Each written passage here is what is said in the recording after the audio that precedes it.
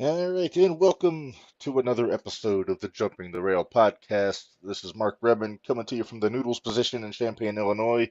Joined as always by my buddy Minderz. Minderz, how are we doing today? We're doing all right. Getting a little nervous, but it'll be all right. Yeah. Nervous about our upcoming guest or about your upcoming procedures that we're looking forward to? Both. So excited of our guest. But yeah, foot Yes, surgery next week. So, and hopefully I'll yeah, be back the following week. So we'll you'll see. be ship shape. Yeah. Yep. We're Well, I'll be in some sort of for shape. well, yeah. You may be a dinghy. You never know. I'm sitting here Yeah. watching my producer Noodles just making a general fuss down here, guy trying to distract me. It's not going to work, Noodles. It's Well, it kind of but is by because you're paying yeah, attention to the by saying cat. that, yeah, I need to look as hard as it is. Look away from the kitty. Focus. I gotta focus. We got Focus. quite a bit to talk about today, Menders. First off, I suppose we should mention who we've got is going to be joining us today for a chat. It's one of you. It's you got this one lined up, Menders. I So did. I'm gonna let you tell the audience who's coming. Our guest today will be the Black Diamond Ace Perry, which we got to see in action this weekend. So I'm super Uh-huh. excited. Yeah. We But made the I've trip been out following to. Ace. Let's see. I've been following Ace since 2019. So Cool. he's a lot of fun. He's Yeah. a lot of fun. Yep. We made it out to Terre Haute this past Saturday for Hybrid Championship Wrestling, and Ace earned I a got yelled at. briefcase. You got yelled at by several people. I More did. than yeah, but More than really just the good show. wrestlers. I got yelled at by some security guards, and Ah, I you didn't even have always. my spoon. I I know don't know you. what the deal was. You stirred the pot without the spoon. Uh, but no, this is a really fun show though. We had some old favorites of ours popped up out of nowhere. We didn't expect Tanner Keeler, one of our 0-1 guys, to pop up in the opening match on that show. Uh, Man, we all popped for him when he came out. we I all was so popped. excited. Yeah, it was a lot of fun. We wound up being big winners ourselves on Saturday Menders, whether it Yep, was we sure did. controversially or not. Well, they're We saying it's we controversial, but it was a coincidence. So who are we kidding? It was well, hey, the other little kid picked your ticket out. That's So, true. Yeah, I'm free and clear. I got my fair and square. But yeah, I'm the one that's the controversial one. Hold on, I'm going to find the picture and put it up. So, we made it a big deal to make sure this kid got to draw a ticket that day or that night. Lo shout and out to Lincoln. behold, shout out to Lincoln. Lo and behold, he drew my ticket. So, so, well, the only thing that does though is just makes it that he gets to go to the next show with me. I'll get him in with my ticket. So Little kickback there. We a both little won two kickback. free tickets apiece for the next hybrid show. I suppose I have to take the wife. I'm gonna take the wife. She's wanted to come anyway. And then out of Right. the goodness of your heart, you bequeathed your second ticket to young Lincoln there, and he's As gonna long as get in Lincoln for can make it. So as long as he yep. can make it. If not, then one of the Yep. boys will get it. I'll let them take the tickets and I'll pay for mine. Who Oh knows? yeah, that works. But yeah, hybrid in Terre Haute is a lot of fun. I love the venue they use. They use that little sports complex with the astroturf and everything, and legitimate concessions, which is a nice plus. A lot of Yep. indie shows they just have chips and candy bars and all that stuff. I know 0-1 they do pizza, they do all that, do some good Hmm. stuff there. But the building that they use for hybrid has like a legitimate like kitchen. They do like wings and mozzarella sticks and all kinds of good stuff there. So Shout out to if Strive 365. Shout yes, out to yes, Strive 365. yes, they do. They have a great operation over there. We're gonna be back in Terre Haute for 0-1 in a couple weeks there, Minderz. Uh, Next week, yeah, is it next? Yeah, a week from Saturday. a Uh, week from Saturday. yeah, we're gonna be wheeling you in there, and Probably have a but fun cast for everybody to sign at that one. yeah, So there you go. But yeah, Zero One's first show in Terre Haute. It's gonna be a lot of fun matches. We'll talk about that stuff tomorrow though on the Zero One shootout. And And we're gonna talk. We might talk a little bit about it tonight, just because yeah, well, Ace has some experiences with some of the guys that I think are going to be on the show. So, that's very true. That's very true. Uh, so while we're waiting on our guest, I'm gonna mention uh, we put something out on Facebook last week. It was based on a discussion I saw Bully Ray having on Twitter about tag team wrestling. And hold on, make hmm sure I get the post up here so I can read it properly. And it there it is. And Bully got quite a bit of input from his fan base on there. So I kind of tweaked it. He put out his list of greatest tag team, all time favorite tag team, uh, greatest current, all that kind of stuff. So I put this little questionnaire here on our Facebook page, and we got a few comments, but we haven't weighed in yet, Minderz. It's just been we've kind of held our tongue until the actual show so we could do it on the air. But I want to share some of the comments before we get there. AJ, our yeah, buddy, let's do that. our head researcher, AJ, Yep, chimed in. He said greatest tag team in WWE history is DX. I'm assuming he means Shawn and Hunter. Uh, then he said DX if we're talking numbers, longevity, drawing money in different eras, and being a WWE created household name. If we're talking in ring, probably the Hart Foundation. So DX for the Hearts, not a bad call there. Greatest tag team of all time, like spanning all territories. He goes with the Dudleys.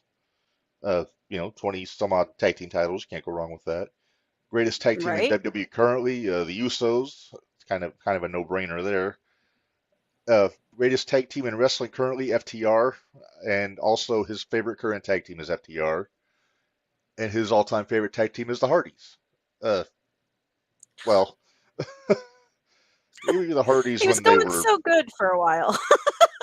Hey, I'll give you the Hardys in the early 2000s. There could Okay, be a case made there. All right, our there buddy can be. Keith Gibson from the Clubhouse Lounge Radio chimed in also.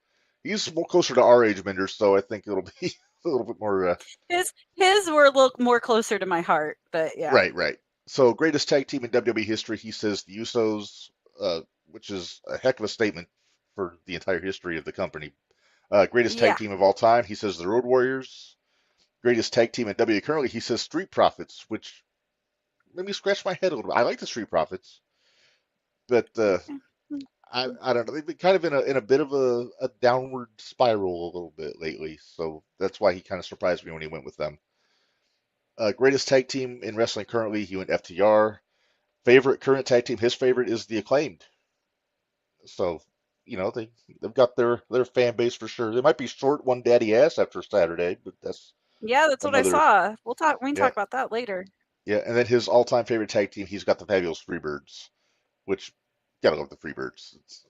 Yeah. Uh, yeah. Then one more, Dwayne Carter, our buddy Dwayne, hasn't been in the chat very much lately, but he made sure to put his 2 cents in here. Of course he did. Greatest tag team in WWE history. He says the Hart Foundation. I'm going to ignore the spelling error. I know what he meant. Greatest in WWE currently. He says the Usos. Greatest in wrestling. The Road Warriors. Favorite WWE currently. Kevin and Sammy. Again, I'll ignore the misspelling of Zayn. And then favorite in wrestling currently, the Young Bucks. Now we could kind of we could give Dwayne what for about a couple of those. I choose to be nice. I mean, opinions are opinions, and there is no wrong opinions, so I've been told. But I'm not so sure about that at times, but yeah, yeah. All right. So Menders, I'm going to put you on the hot seat here. So I'm going to give you each one and then just one at okay. a time here. First, we check and see. Okay. Yeah, just making sure our guest hadn't popped up yet. Uh, let's see. Greatest tag team in WWE history. We put them in the Hall of Fame. The British Bulldogs are my favorite in tag team history. I mean, they're my favorite. I like Dynamite Kid so much, and Davy Boy. You just I just can't not say they weren't my favorite. Okay, well, there's all-time favorite, so that's the Bulldogs. Do you put them up as Okay. the greatest and greatest also? I wouldn't go greatest. Okay, who's your greatest? I kind of got torn with this one because there's a bunch of them that I can think of, Hmm. but probably I'm thinking I might have to agree with AJ actually on this. I think DX was pretty good for a tag team going through, or Edge and Christian was always my favorite when I was in my early 20s. So I could go with any of them. Okay. Next up, greatest tag team of all time. I do. I mean, the Road Warriors were so good. Okay. Greatest tag team in WWE currently.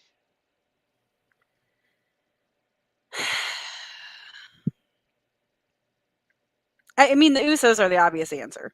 Well, Um, KO and Sammy, I can understand people's argument there, and I wish they would bring DIY back because if DIY was back, that would there'll be be my some all-time favorite. there'll be some fun matches out of that with any number of teams on the show right now.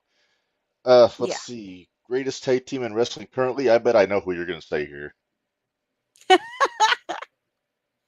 tough top guys out. There you go.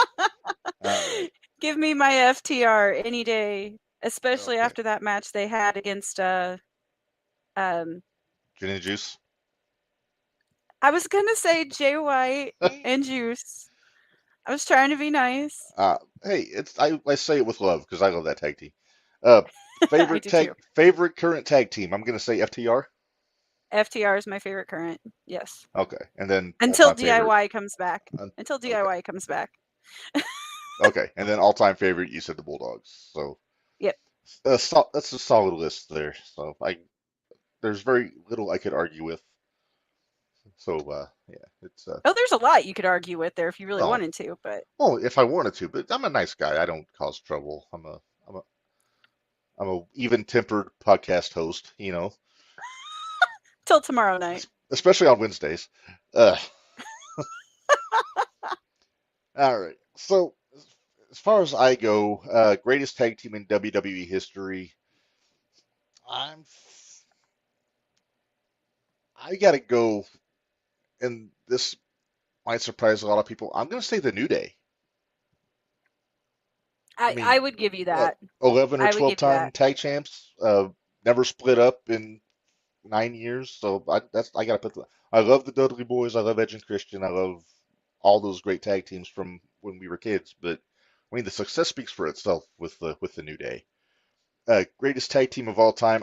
I'm agreeing with the Road Warriors. They're not my favorite tag team of all time, but they're definitely the greatest drawing tag team of all time.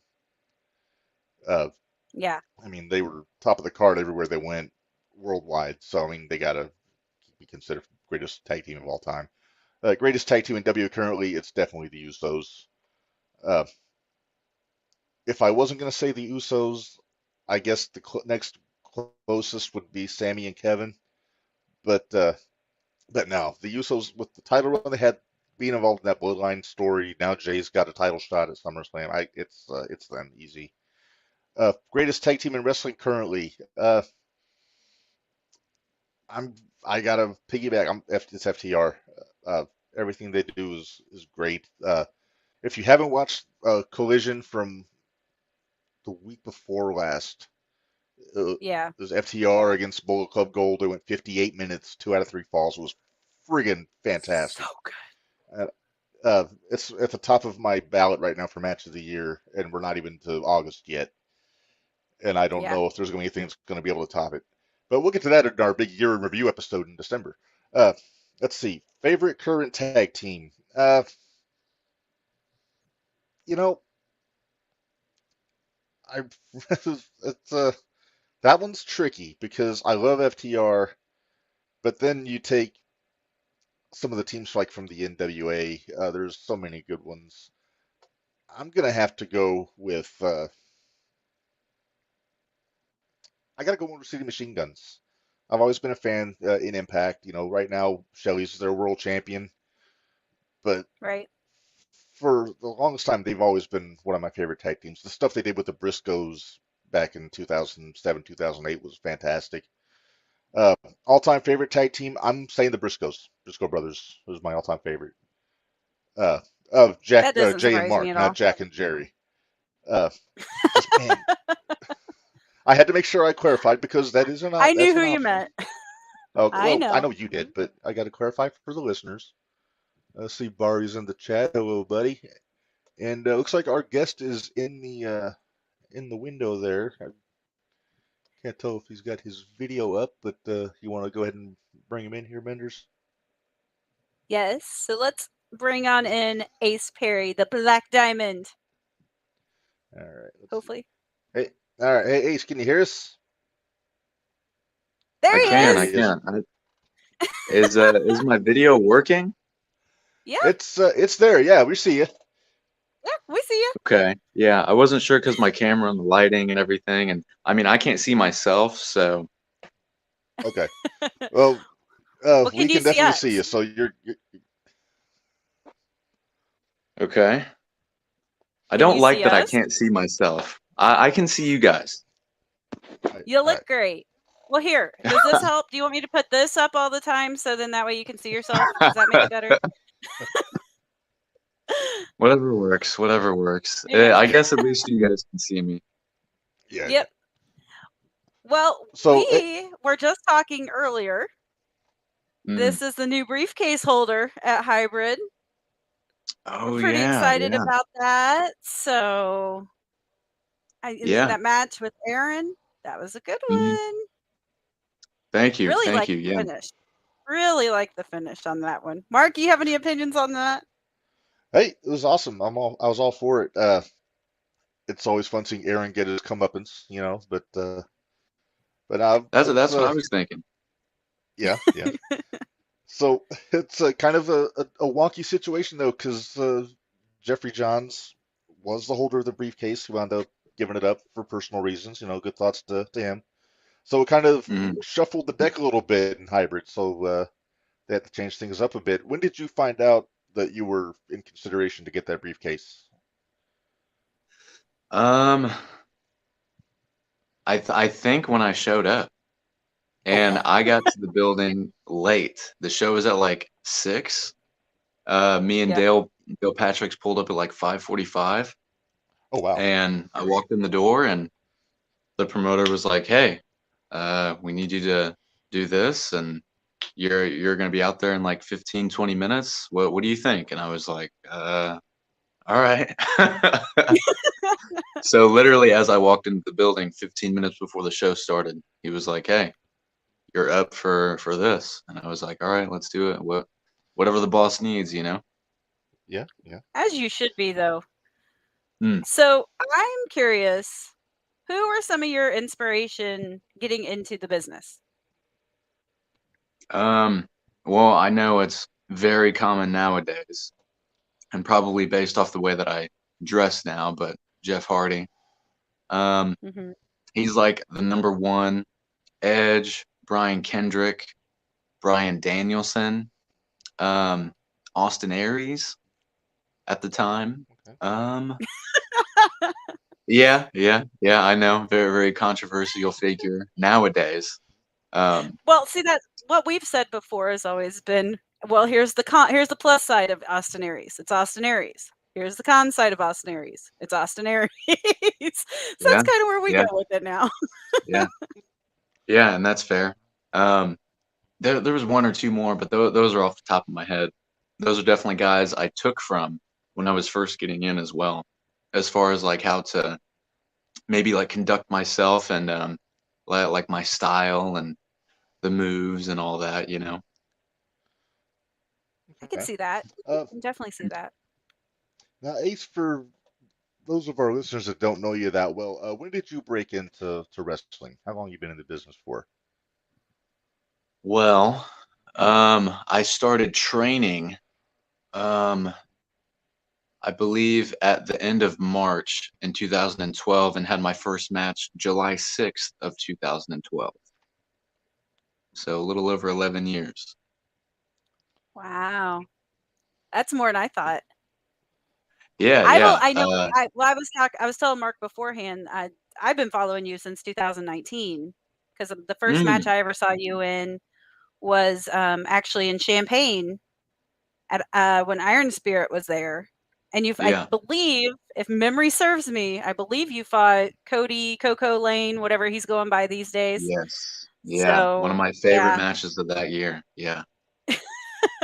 I believe yeah. our first and only match that we've ever had. Was it One of really? my Wow. favorites. Yeah. Yeah. Cody's great.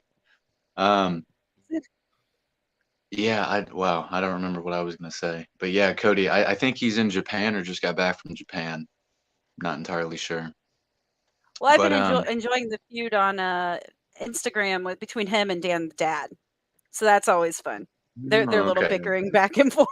Yeah, yeah, yeah. I know they've been riding around together for like all those St. Louis people keep a tight knit group, and I know they've been riding around together for years now.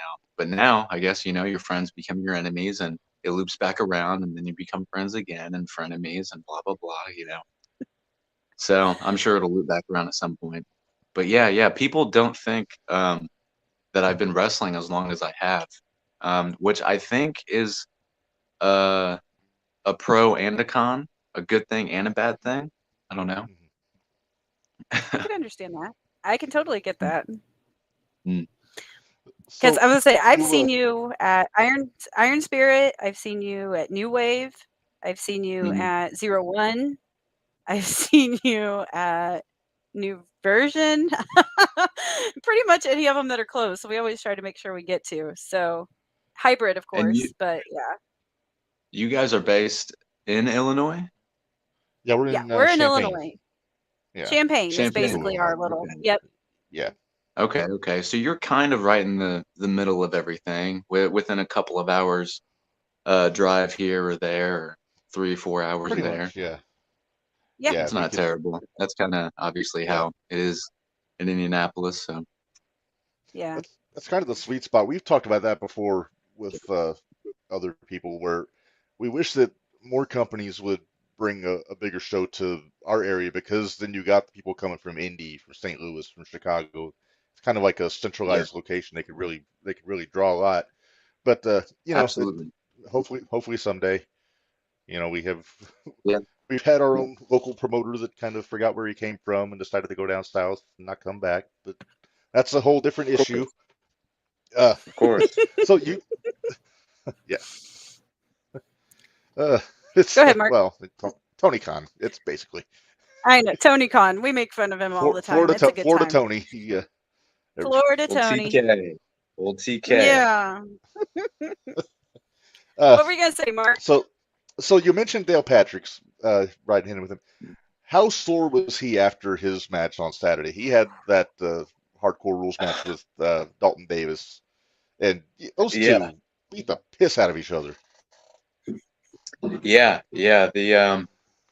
I mean, Dale limped to the car, and then we kind of do like a check in, if not immediately after in the locker room, at least like on the way back. And I asked him, how was it? How you feeling? Anything serious? And he was like, just my hip. And I guess they had done like a superplex off like that 10, 12, 15 foot ladder from like the tippy top. Yes, they did. Yeah, And they did. Yeah. yeah, yeah. And I guess that's what kind of did Dale's hip in for the next few days. So he was Yeah, limping. Um, so I believe I think did he bleed? yeah, they did Yes. the skewer spot in the middle of the ring, so They they did were both the bleeding skewer a little bit. spot and Okay. Yeah, yeah. So obviously like his forehead and his hip I know were like the two things that were bothering. But we got some IHOP and that helped it a little bit on the way we went. food always helps. It really does. All right.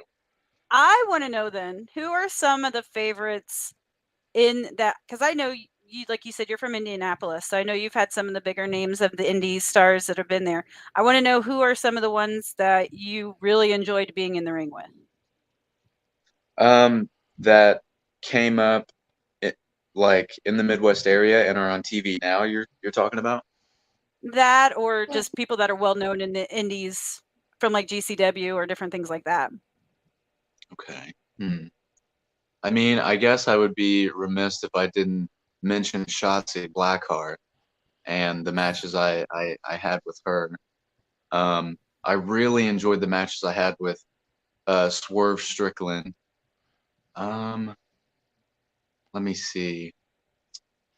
Man, I can't think. Well, I mean, I always liked Darby's work. Um, Right. on it, like any indie show he was ever on. Uh, I mean, it was always incredibly hard to top. You know what I mean? No matter if he was opening the show in the mid card or the semi main or the main. I watched him and Gunther have a probably the best big man little man match I've ever seen ever at an Evolve show. I don't remember Oh wow. where Wow. it happened at or which Evolve show it was, but it was the best big man little man like David Goliath story I've honestly ever seen. It was incredible. So Okay. We Matt have to Riddle, find that match. We have to find that yes, match. Oh yeah, yeah, we must see it. I'm looking yeah. here. I think it might Matt, have if it, happened in 2018, Looks like there's 2019. looks like there's one on here on YouTube. Walter versus Darby Allin full match. That's probably it there. But yeah, that'll Yeah, I definitely be believe it viewed was after their. we're done here.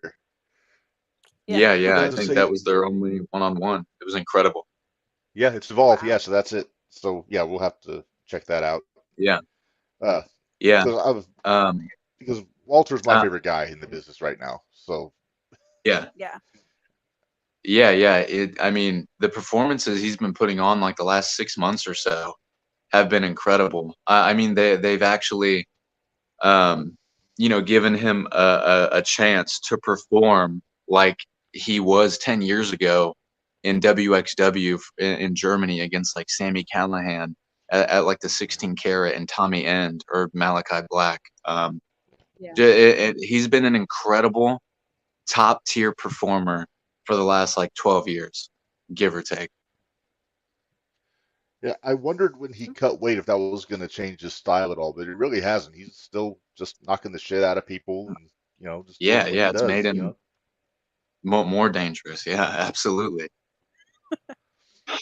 So we've got some comments in the chat here. Our buddy AJ is chiming in. Says if Zero Hmm. One is going to start running shows in Indiana, which they're running Terre Haute in a couple weeks, he says they should bring in Ace versus Joey O'Reilly, and Ace versus Jimmy Carrot. Both sound like they'd be great matches. Uh, it's kind of hard to Hmm. argue on either one of those. Me and Joey have, we wrestled for New Wave one time, probably in like 2017, 2018. I know I've wrestled Joey, probably a few times in my career, but, what was the other guy's name? Jimmy? Jimmy Carrot. Jimmy Carrot. Okay.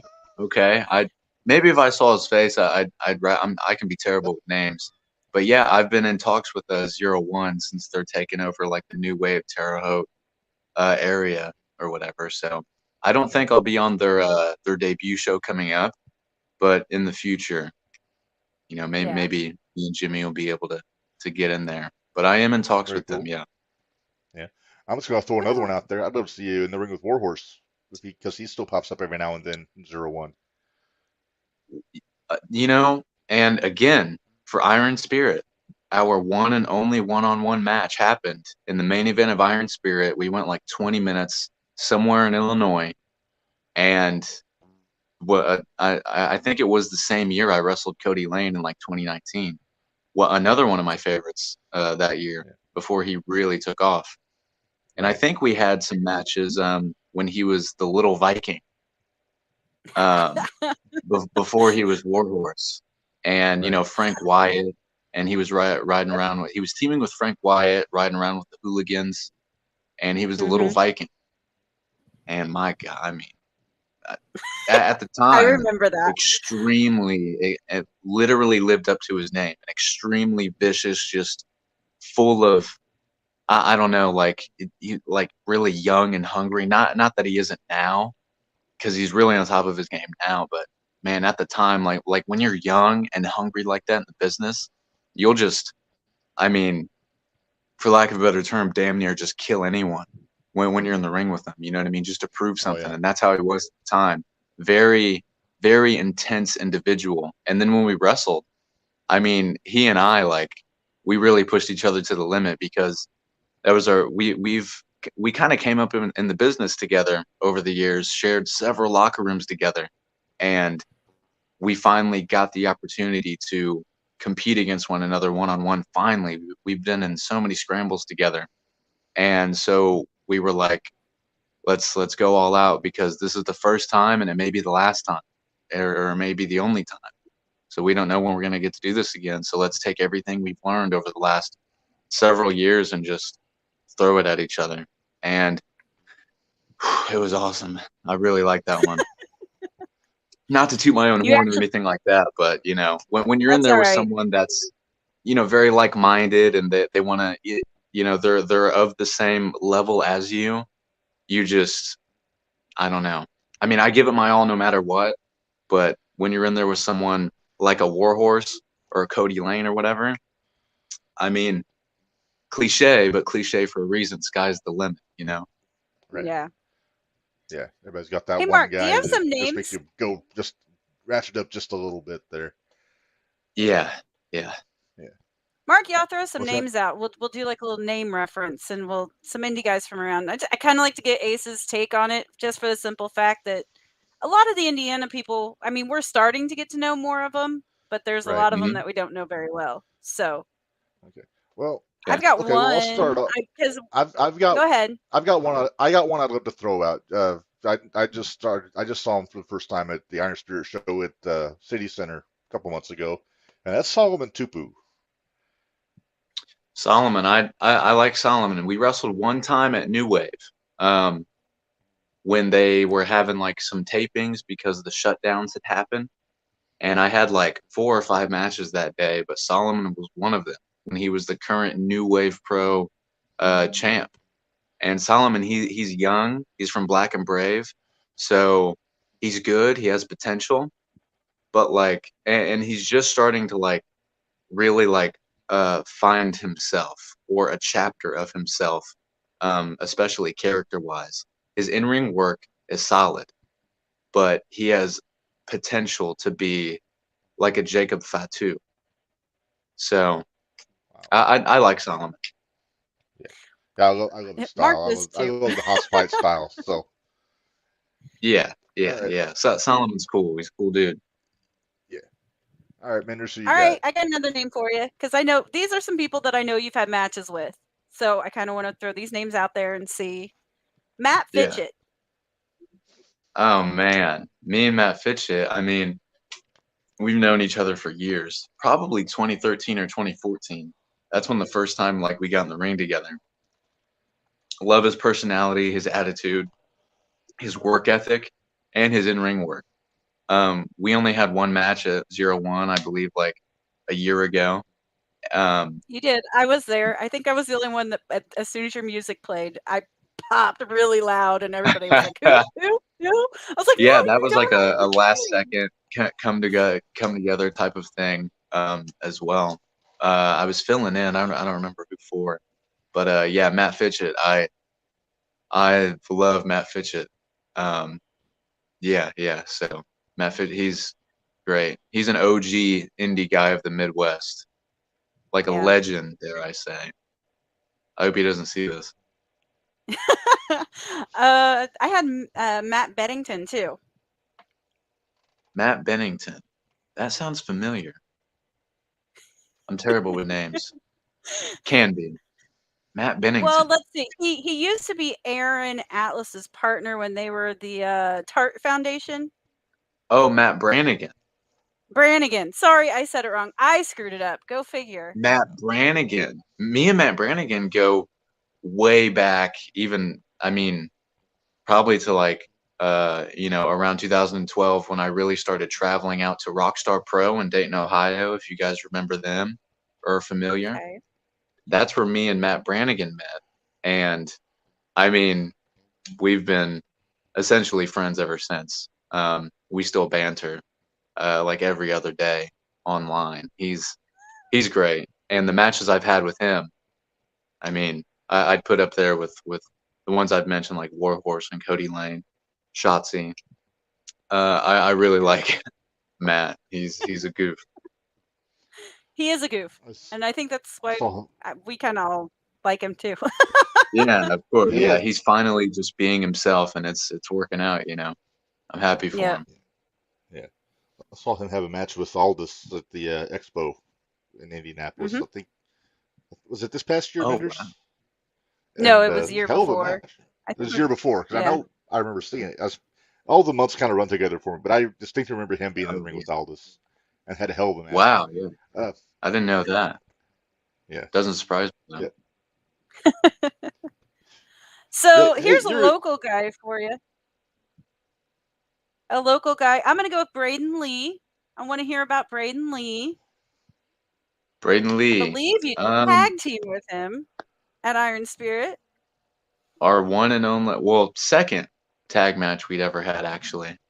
Um, yeah, Braden. I mean, he came from New Era Wrestling Academy in Shelbyville, Indiana. Very small company, smaller town, and he started coming around probably around 2018 or 2019, and I was hearing a lot about him, and people were like, "Oh, he's the new like pretty boy, flippy guy, like all this stuff." And so, can you wrestle him and teach him some things and and this and that? And me and Braden eventually started traveling together and developed a pretty close friendship. Um, I went to his wedding, all that stuff. He's a really great guy, and uh, I really enjoy his style of wrestling. He has a great mind for the business as well, being mentored by Alex Shelley and all that. Um, but me and Braden are actually wrestling this Saturday, I believe, at Wrestle Arts for the 118th time. And uh, I actually just cut a promo on him talking about how our, you know, friends, like earlier, as I was saying, enemies become friends, friends become enemies, and we're kind of like in a lull right now, and we're gonna air some of that out this Saturday. But yeah, very I like Braden, great guy, great wrestler. Right now, we're not on the best of terms, but that's kind of all I'll say. Hey, okay. Mark, you want to bring up that one from AJ that he had a few names Yeah, to throw out yeah. there? He's got a few names to throw it at you, so I'll throw them out one at a time. Uber Minch, Nate Matthews. Oh, yeah, Nate. I like Nate. Um, he has Nate is Nate's great. He also has like a lot of potential that he needs to capitalize on very soon. He has like again, great wrestler, great guy, means well, but man, like he's like so close to like breaking through to the next level. Like overall, like performance wise, in ring wise, character wise, he's right there.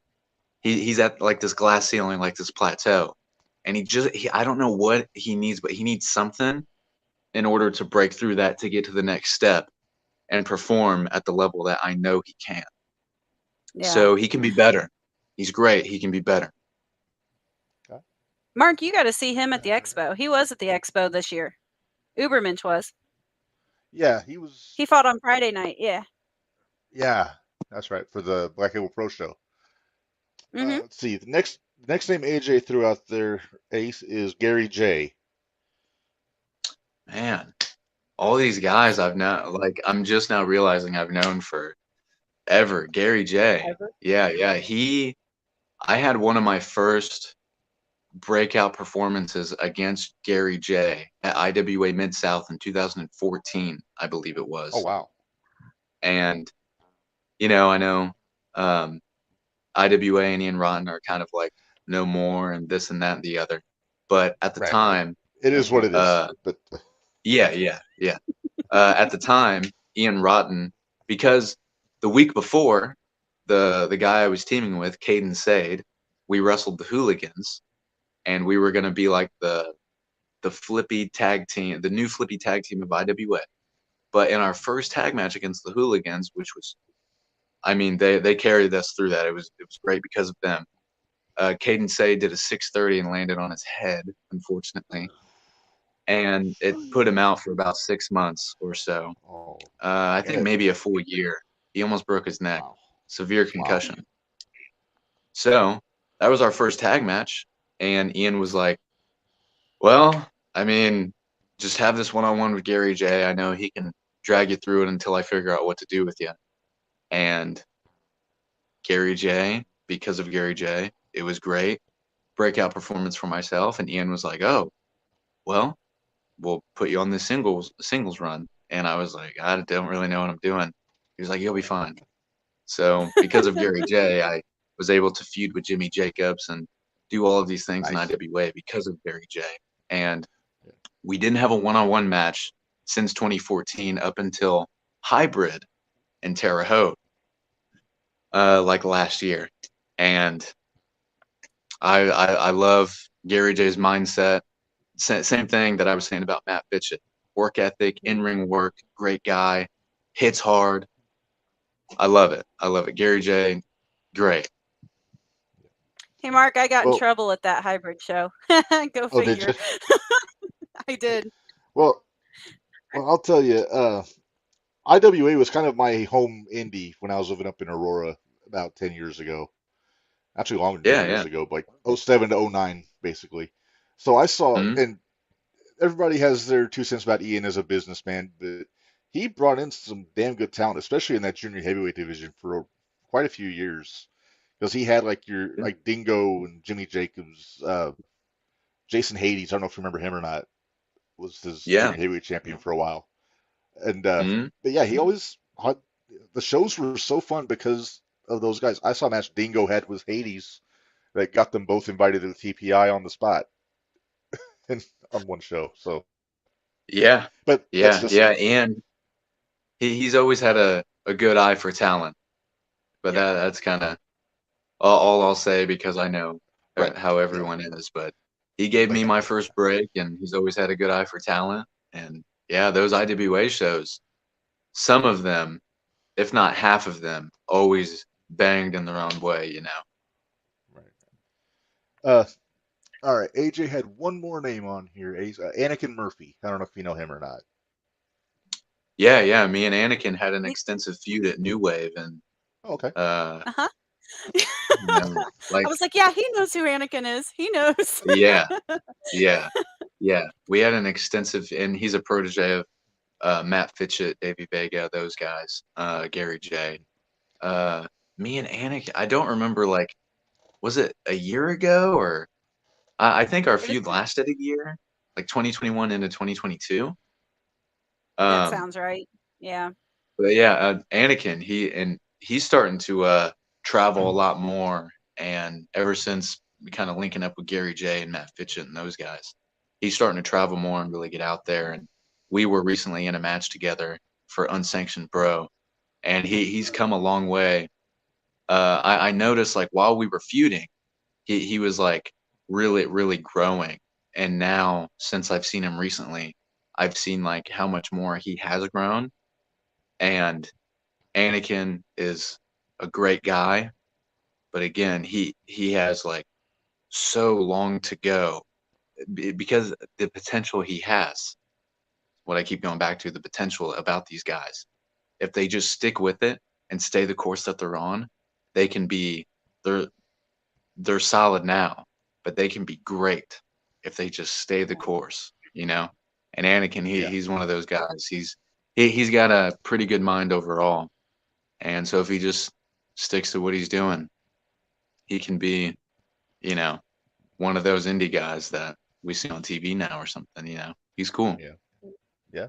I'll tell you, his brother just started less than 6 months ago, and they've been teaming up quite a bit in 01. He's been really impressive. His name's Kenny Calix, and he's I what, didn't even 18 know he had a members? Yeah, I didn't either He's till not the kid 18 showed yet. up at the shows. Oh, he's 17. Okay, but yeah, He's Oh 17. wow. just really All solid. right. They're teaming up. They're doing the tag team thing Really good. in the 0-1. So he's a guy that That's great. you ought to check out if you get a chance. I think you'll be impressed by him. Yeah, wow. I'll have to Obviously, teach him a lesson too. Wow, that's crazy. hey, I don't know if we ever get you out in Mattoon, that'd be a match to see, And we've been known to make All things right. happen in 0-1, so Okay. Yeah, we yeah, got a yeah. little we got a little I've pull heard. there. I've heard. Sweet. Well, Wow. I'm gonna throw one more name. Uh, Mm, and I feel like I'm throwing a lot of guys that I've seen in 0-1 because that's my main indie I go to, but he also works hybrid. mm. The Cobra, Elite Oh Warrior, man. scariest man in the Yeah. business. I'm not entirely familiar like with his work or like when he started or anything like that. I think me and him actually had a match um years ago somewhere. Uh so he wrestled Josh Crane and Sage Phillips in a three-way at one of the latest That's a couple months ago, yeah. HCW Yeah. shows. Yes. And I ran into him in the locker room and was like, "Whoa, like I haven't seen you in years, since we wrestled. Man, I wish I write all my matches down so it's somewhere in my notes. But man, I don't remember where it was or how long ago it was. But Josh, he's obviously one of my best friends as well. And I Yeah. pulled him aside and I let him know, like, hey, because obviously, like, we know Sage, he kind of like came up with us. We knew him when he was like a camera guy and he was riding around with us before he turned wrestler. So, but I had to pull Josh aside and be like, hey, that Cobra guy, like, watch out. He's pretty cool. You know what I mean? You can do some stuff with him. And I mean, he's a great attitude. And from what I remember, the match that we had, it was difficult to work with him. But when the bell rang, I saw why it was difficult to work with him and why we butted heads. And it made the match that much better. Um, so yeah, yeah, he's cool. He's cool. Put up that comment there, Mark. AJ's little Oh, comment. oh, there you go. Give me Ace Perry Yeah. versus the Cobra. Shut up and take my money. Yeah, yeah. Maybe ACW can book it. Yeah, Right, right. Oh, I can't Well, believe I have first of no AJ, all, you need recollection. really? Hmm? first of What's all, that? you need to get that belt off of Aaron. That's all you need to do. That's what you need to And focus that's the on goal. first. Get that That's the focused on goal. first. Yeah, yeah, absolutely. I actually have known Aaron and his brother Austin, who you know runs HCW. I've known them since they were 17, before they even like thought about wrestling. So we all worked in a restaurant together somewhere in small town Indiana. So yeah, I've known those guys forever. And now that they're in the business, Aaron specifically has a sense of entitlement. Um, that's natural when you're younger and you're first entering the business, and this, that, and the other. Um, and man, yeah, he's just not the same guy he used to be. And so anytime I'm able to get my hands on Aaron, me or Dale, because Dale trained him, we enjoy smacking him around and trying to knock some sense into him, but it just hasn't worked thus far. And I've wrestled Aaron 4 or 5 times now. Maybe sixth time will be the charm when I cash that in. Who knows? There you go. I was gonna say, at our table, I don't know if you noticed us. I'm sure you probably heard us Saturday night, but at our table, we had a 6-year-old that was sitting with us. Little 6-year-old buddy. He's one of my little buddies. But Mm. he has me yell at Aaron, "Shut up and retire," at every one of his matches. Oh wow! Every one of his matches. We love Okay. Lincoln. So, Wow. and Lincoln's like, "Will you actually yell it?" "Yeah, I'll yell it. I don't mind. It's fine." No, Yeah. everybody hates me anyway. It's fine. You don't mind pissing people off. Yeah, I don't mind That's making people mad. hilarious. It's fine. Huh. But Hey, yeah. uh, So I got one he more name offered up a for you. correction. Hang on, real quick, Minderz. He offered a correction. Kenny Calix is actually Anakin's nephew, not his brother. Oh Yeah, wow. Okay. but they grew Whoa. up as brothers. There's only Well, like yeah, 4 years apart. it's the Eddie So Chavo brotherhood kind of it's the thing. Eddie But Chavo situation. right. Okay, wow. Okay. Sorry. That's all Sorry, right. Minderz. I'll throw it back to you there. So I'm throwing out a new wave name that I know that I'm not a huge fan of, but kind of wanted to get your take on him, Ace, and that's ZDP.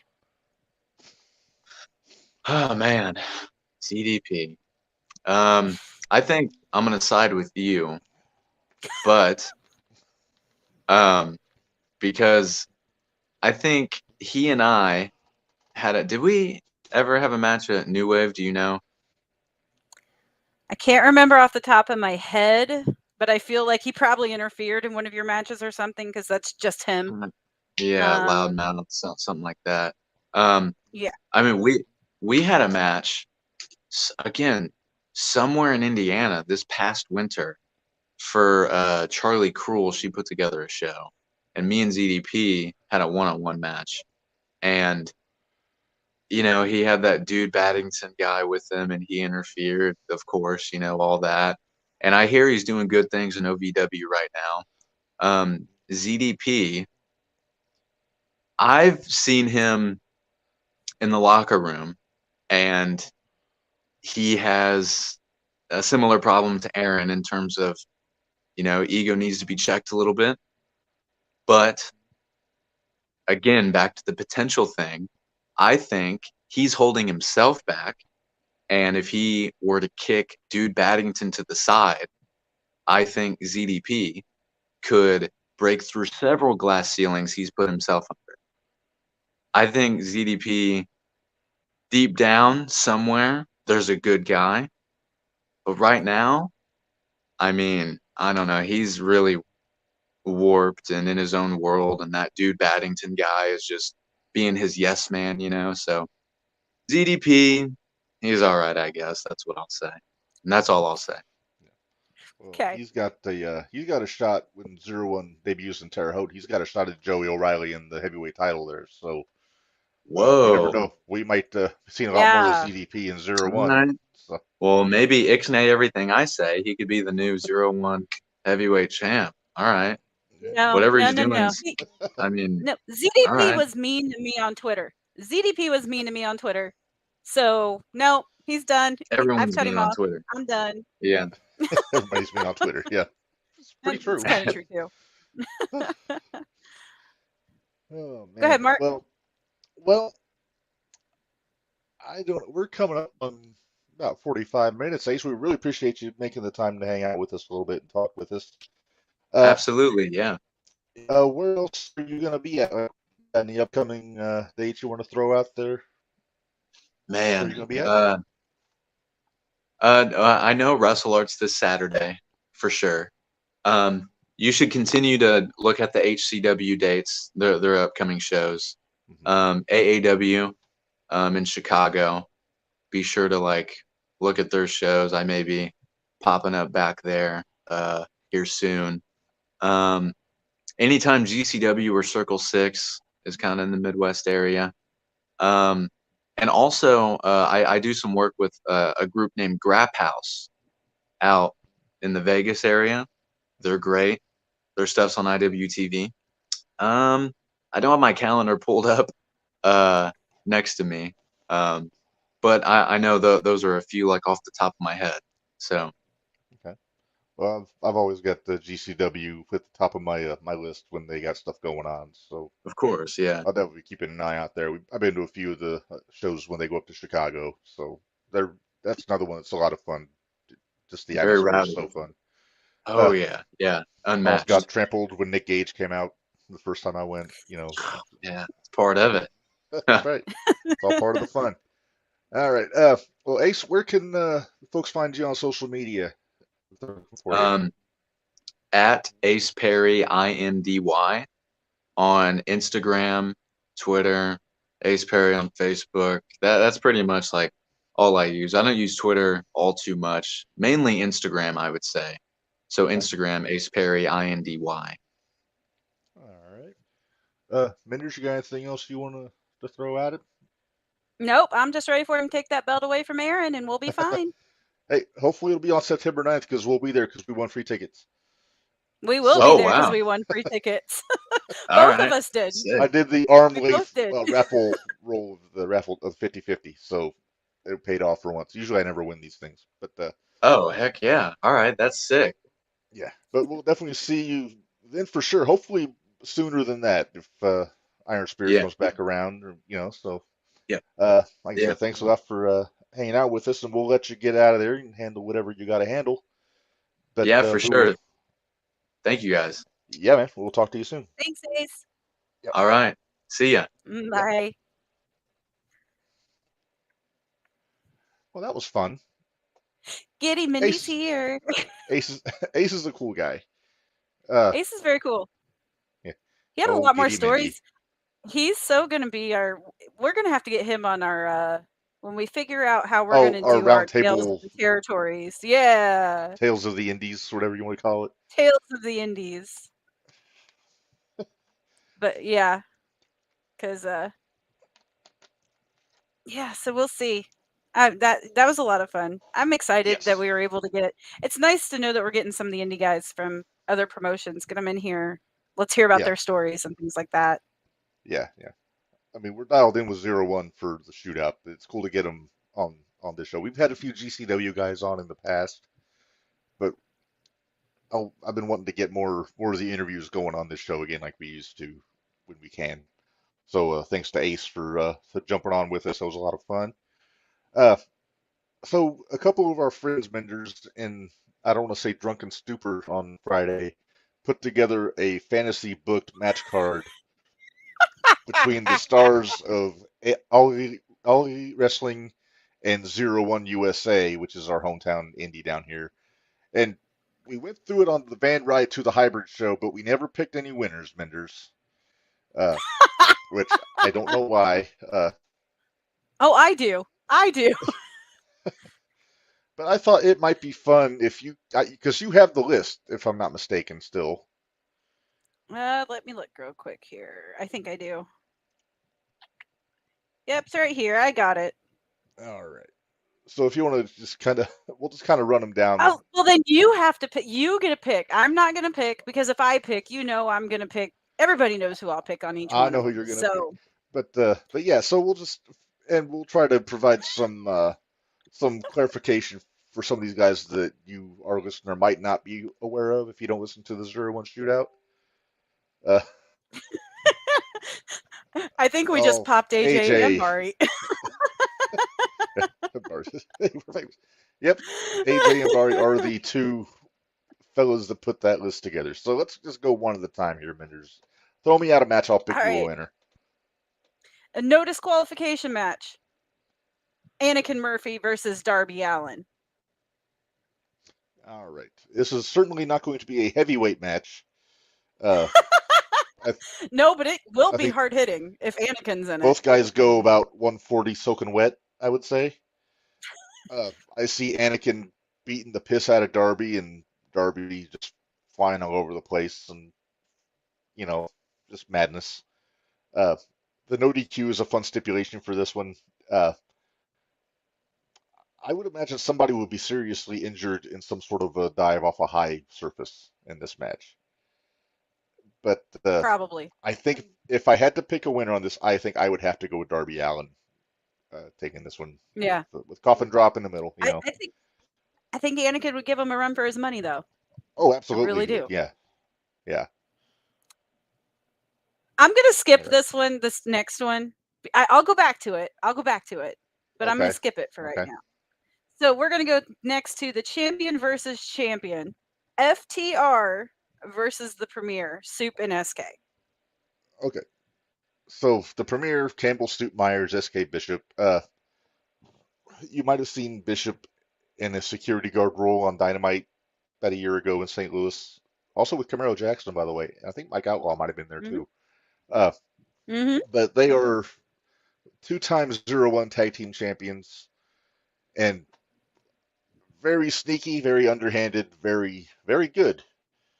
And Very good. I know they would try to throw every trick in the book at FTR. But as much as we like the premiere, and I know you're a big premiere girl, Menders, Uh, it's got to be FTR, but I think it would be a lot of fun. These are all matches I want to see actually happen, Minderz, so far. Oh, did you freeze? Are you kidding me? All right. Well, while Minderz gets back on track, I'm going to pay a couple bills here because we're having our obligatory technical issues at this point. Yep, I'll be back, she says. Doesn't take very long usually, so I'll just kind of bullshit. So the premiere, I haven't seen in 01 USA. They're also regulars down in the St. Louis area. I've seen them work. I think it was Glory Pro in St. Louis not too long ago. It's kind of the hometown promotion for your Mike Outlaw, Camaro Jackson, Warhorse, guys like that. Uh, but yeah, they're all these teams and the people in 01. If you haven't seen it, I definitely recommend going on YouTube, finding it because there's a lot of very underappreciated talent in that company, and we'll get into more of that. And if you want to hear more about these guys, tomorrow night on the 01 Shootout, we'll talk about all the comings and goings of 01 USA. We'll have a guest coming also from the St. Louis area, Nixie XS from the Forge training facility. She's been working with 01 and also with the Glory Pro promotion.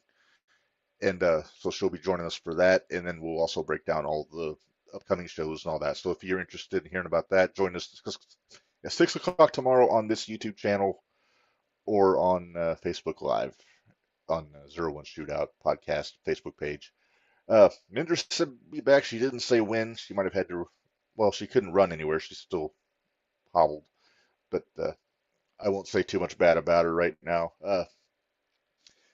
Quick paying of the bills. I'll get this out of the way early while she's gone here. ProWrestlingTees.com/JTRPod, where you go for your Jumping the Rail Podcast Network T-shirt needs. Here's just a few of them here. Get you see the Florida.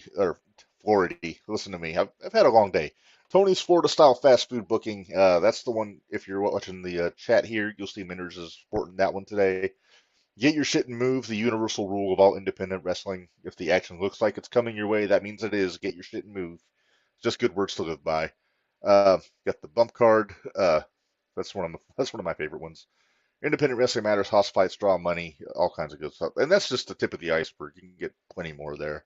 Looks like Minderz is back with us. Minderz, what happened? Normal technical difficulties. Yes. It literally just like froze, and I was like, ah, and that took forever, and it was a pain in my butt. Yeah. So, AJ what did you end up picking? I want to pick an FTR. AJ chimed in. Camaro, Stoop, and SK were all part of the Wardlow versus 20 security guards match on AEW. So they were. At the time, they were holding all the gold too. It was when they were all holding their titles in 01. So, all right. Next up, before you froze. Uh-huh. And I hope AJ got a picture of your frozen face because that's always funny. Oh, I'm sure it was great. I hate that. I hate it so much. I'm sure I'll get a picture of it later. Okay, are you ready for the next one? We've got Hit me. Warhorse. Mm-hmm. And if everybody should know who Warhorse is. He's been on AEW. Oh yeah. He fought Cody. So 4,000 pounds we've got him of heavy metal. Yes. Versus Sammy Guevara. Or Guevara with an A. Yeah, that could be it too. Sorry, like I told you earlier, I'm running on 2 hours of sleep here, guys. Give me a break, okay? Hey, I hear you. I'm going on no nap, so I'm right there with you. So we could both nod off during this podcast if we're not careful. So we got to keep the energy up, Minderz. Got to keep the energy up. So Warhorse and Guevara. I think Warhorse would take great pleasure in slapping Sammy across the face numerous times because he just has that kind of face. A slappable face. Uh-huh. Yeah. I think Sammy will fly around, but I think Warhorse will be able to catch him and throw him himself and make him fly around involuntarily. And I know everybody's high on Sammy. He's teaming up with Garcia, doing the Jericho thing. I'm picking Warhorse. I'm going to make a pun. I'm going with the dark horse, which is the Warhorse on this one.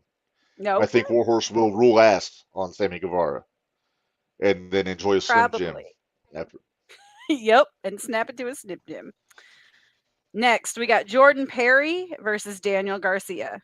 Speaking of Sammy's partner. Uh, well, Jordan will be doing a lot of talking.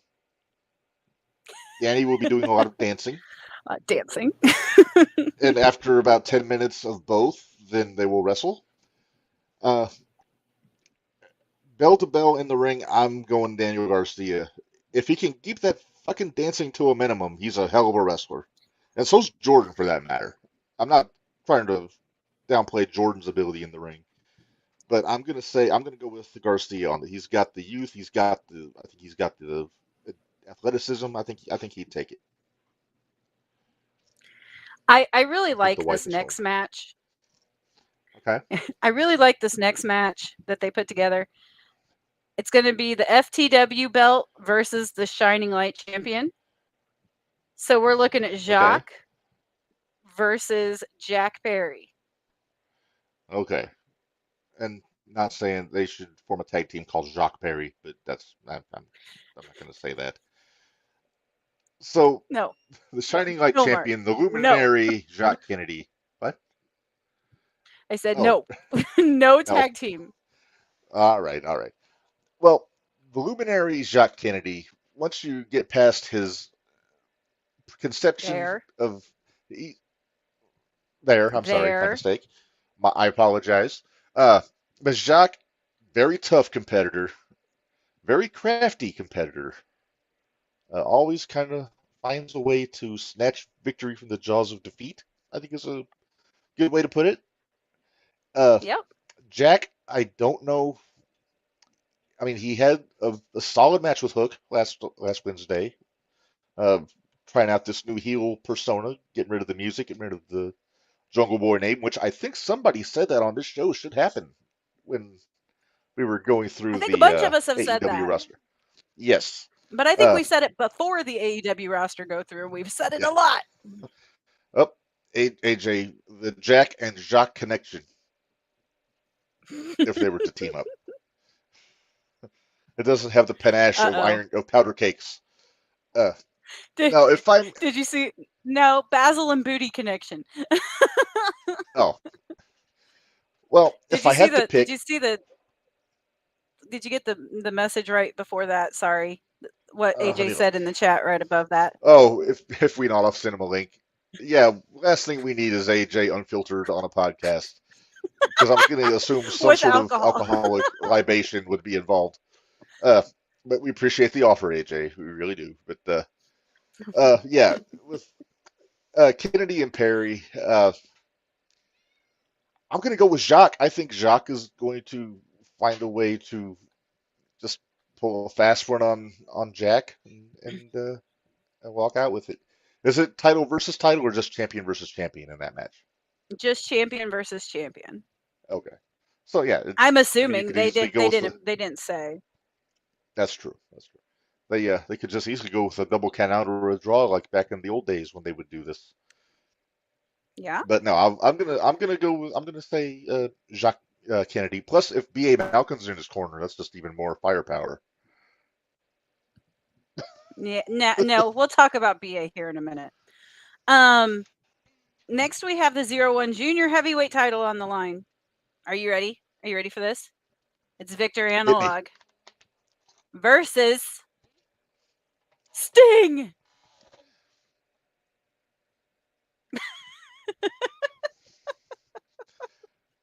Sting is Wasn't that not about a what? junior heavyweight.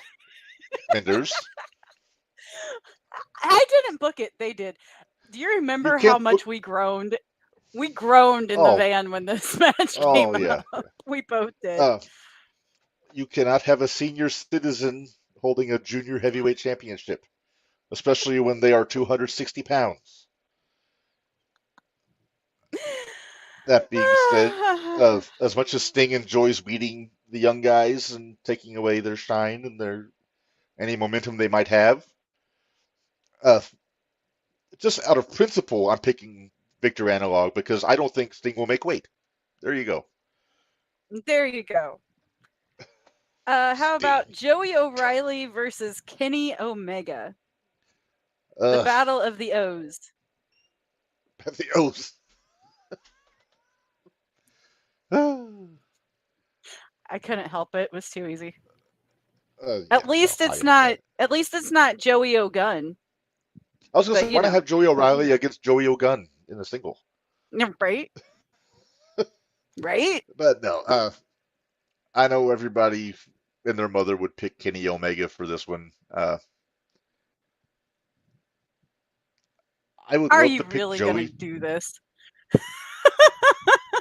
What? Okay, go ahead. I want to hear your Now, pick. if you would have asked me this 3 months ago, I would say this would be a no contest because of overbooked fuckery between the elite and the Uh huh. lowlifes. Uh huh. I think it depends. It depends on who's running the show. If AEW is running the show, Kenny wins. If 01's running the show, Joey wins. Basically. Basically. So I'm gonna just say I'm going to go. I'm going to say Joey wins by virtue of his hot and heavy teammate Theo White interfering on his behalf. Okay. Okay. Now this is when we got into some of them that I But to be was like, fair, okay, Joey yeah, is a better I wrestler want than to see Twinkle these. Toes. Yeah, that's true. Ish. I'm the one I skipped earlier. I'm gonna go back to it, and that Okay. is Ricky Starks versus Okay. B.A. Malkin, Now or this will bitch be a ass, as I like to call him. yeah, because you're mean. No, I'm not. What did that poor boy do to you to make you have to be so mean, name He calling and broke my foot. sign harassment? He didn't break your foot. CMC broke your foot, and I'm dealing with that. No, you're no. Uh, okay. Anyway, back to Ricky Starks and B.A. Malkin. Yeah, I know. I know. CMC sucks eggs. I know. Yes. Egg sucking dog. See, you got new ink apparently this week. I saw that. He's, yeah, very original. Okay, AJ is chiming in. Ricky and BA could low key steal the show. I do agree with that because I do too. BA, as young as BA is in wrestling, he's been very good in the time he's been in 01. Uh, Stronger than people give him As credit much as for. I I've seen hate him. to admit it, as much as I hate to admit it, BA is actually pretty good. Yeah. Now that said, I can say Ricky that on this Starks. show. You can say it on this show. You won't say it on. If I I can say it ask you on about this this show. tomorrow, you'll deny. I will deny. Uh, so Ricky Starks apparently is a heel now. Healed on Punk, Apparently. on Collision. Uh, I much prefer heel Starks to babyface Starks. It's just more I believable. will agree. He looks like a smarmy asshole when he's a heel, and that's how I Yep. like my heels. If they're not big monster heels, I want a cowardly smartass. Unless you got Swerve, who's just good at everything. That's But true. well, that being said, I do think this would be a really fun match. I'm gonna pick Ricky to win, just because sometimes BA can't get out of his own way in the ring. Like he always has something distracting him, whether it be the late not Shannon Smith or Derek Fullerton or Minderz and her big purple spoon. There, yeah, it's just I think Ricky would be able to take. I think Ricky has the edge in that match. Okay. Now, here was another one that I got pretty excited about, and that's Cobra versus Takeshita. Takeshita. Or Have you said it Takeshita. properly? I did. I was trying to be nice, but I had to fix it. I know they're both not super heavyweights, but this is your hoss fight on this show because One of them. they're gonna The next one kick is the your shit big out of hoss each fight other. on this show. Well, yeah, I'm sure. I forget what it was, but we'll get to it. But Cobra and Takeshita is your strong style hoss fight. Yes. Lot of suplexes, lot of kicks, a lot of strikes. Takeshita will have Don Callis and his creepy music behind him in this match. unless the Mexican photographer comes and takes him out again. Let's go for Uh, it. That's fine. but uh, I we always have this problem on the shootout trying to. How do you pick against the Cobra? I mean, Right. he's they call him the elite warrior for a reason. You call him the king for a reason. I call him I do sir call for a him the reason. king. As far as I'm concerned, he is sir. Yes. You do not look him directly in the eye because at your own peril. Yep. When he's in game mode, kind of similar to Minoru Suzuki. Kevin Kelly always says, "Don't look Suzuki in the eye," which I agree with that. Uh, I, I'm at the risk of sounding like a 0-1 homer. I gotta go Cobra. How do you bet against Yeah. the king? Right. As good as Takeshita is, I, and Takeshita is very good.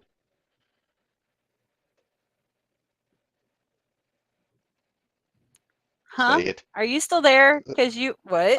I'm still there. No, I'm there. No, I was saying. Oh, I you're picked breaking in Cobra. and out really bad on my end Hang on. anyway.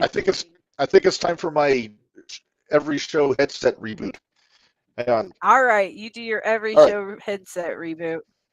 All right. Say something. It's kind of like your okay. It's kind of like your headset reboot and my computer reboot and technical difficulties and what we always have to deal with on every one of these shows. It seems like,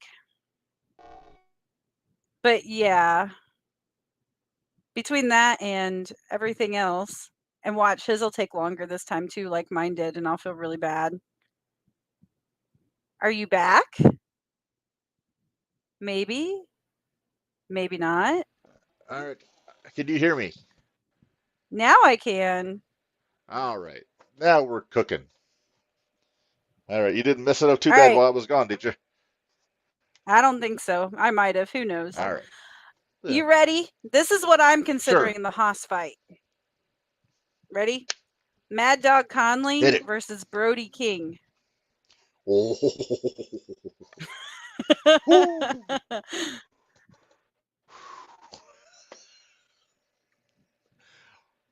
All right. This match is worth the price of admission itself.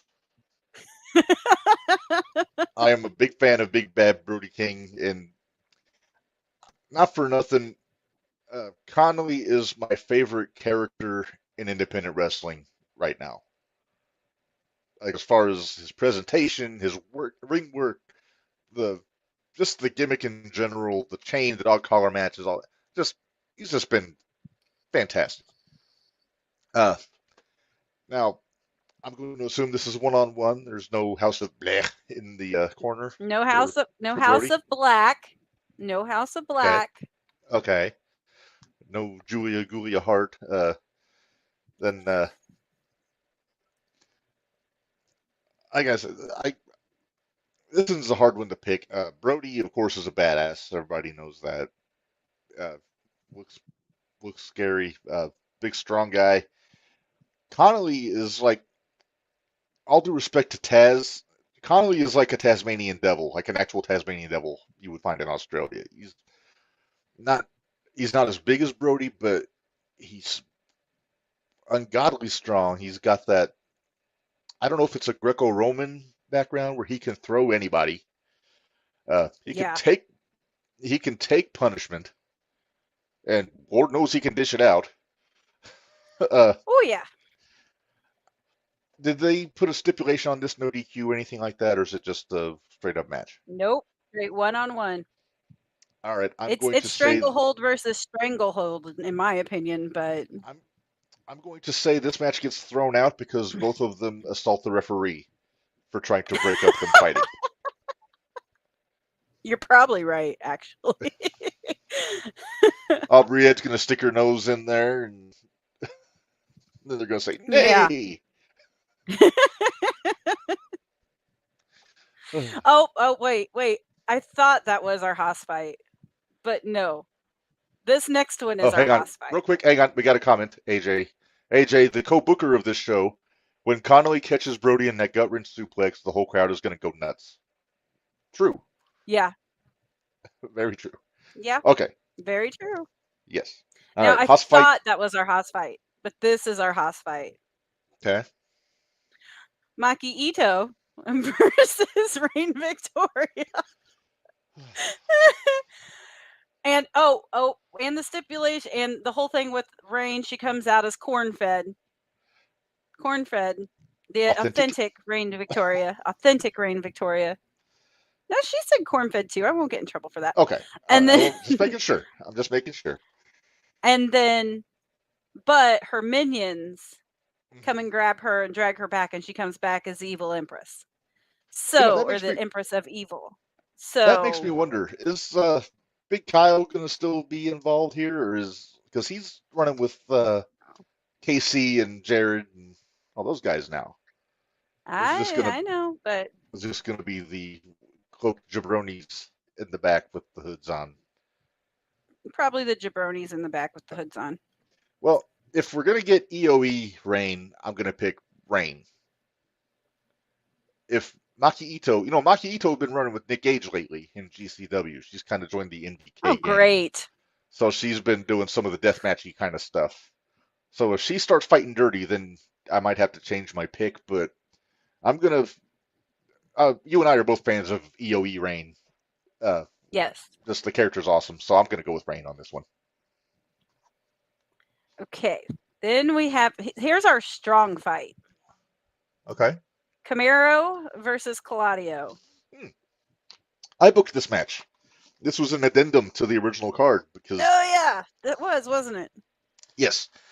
I predict Camaro will pounce Claudio out of the ring, not just into the ropes like he did Benjamin Trust and Mattoon.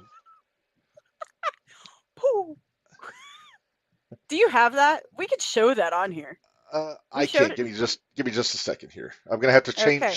I'm gonna have to change the backdrop to the 0-1 shootout backdrop. I mean, this is kind of become an indie show this week anyway, and we're gonna do our big show. We got our 2-year anniversary coming up in 2 weeks, so where we'll focus completely. Yeah. Okay. Now, just don't make me show the other video. I won't. Okay, thank you. All right, so here you go. So this is Camaro Jackson, former 0-1 USA Heavyweight Champion, taking on Benjamin Trust, another St. Louis indie guy. Just a really fun match overall, but this was the moment that really stood out to everyone, even across the Twitterverse afterward. Okay, right there. Yeah.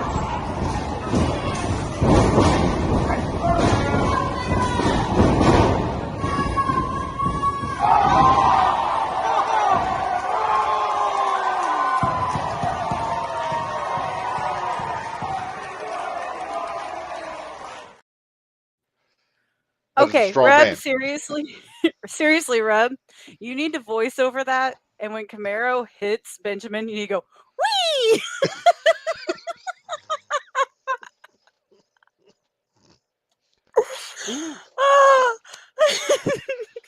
We're both so tired that delirious, yeah, that word is starting to come over both of us. Oh, my God. But yeah, so that's just a small sample for those that don't know Camaro, what he is capable of. As far as this match goes, Camaro and Claudio, I think Claudio will throw several European uppercuts, and Camaro will throw several chops back and forth. Yep. Both men will be beaten silly. Camaro's a friend of the show. He's been on this show. He's been on the Shootout. He's so fun. He's so fun. So good in the ring. I got to go Claudio, though. I hate to do it. I mean, but, Claudio's another guy.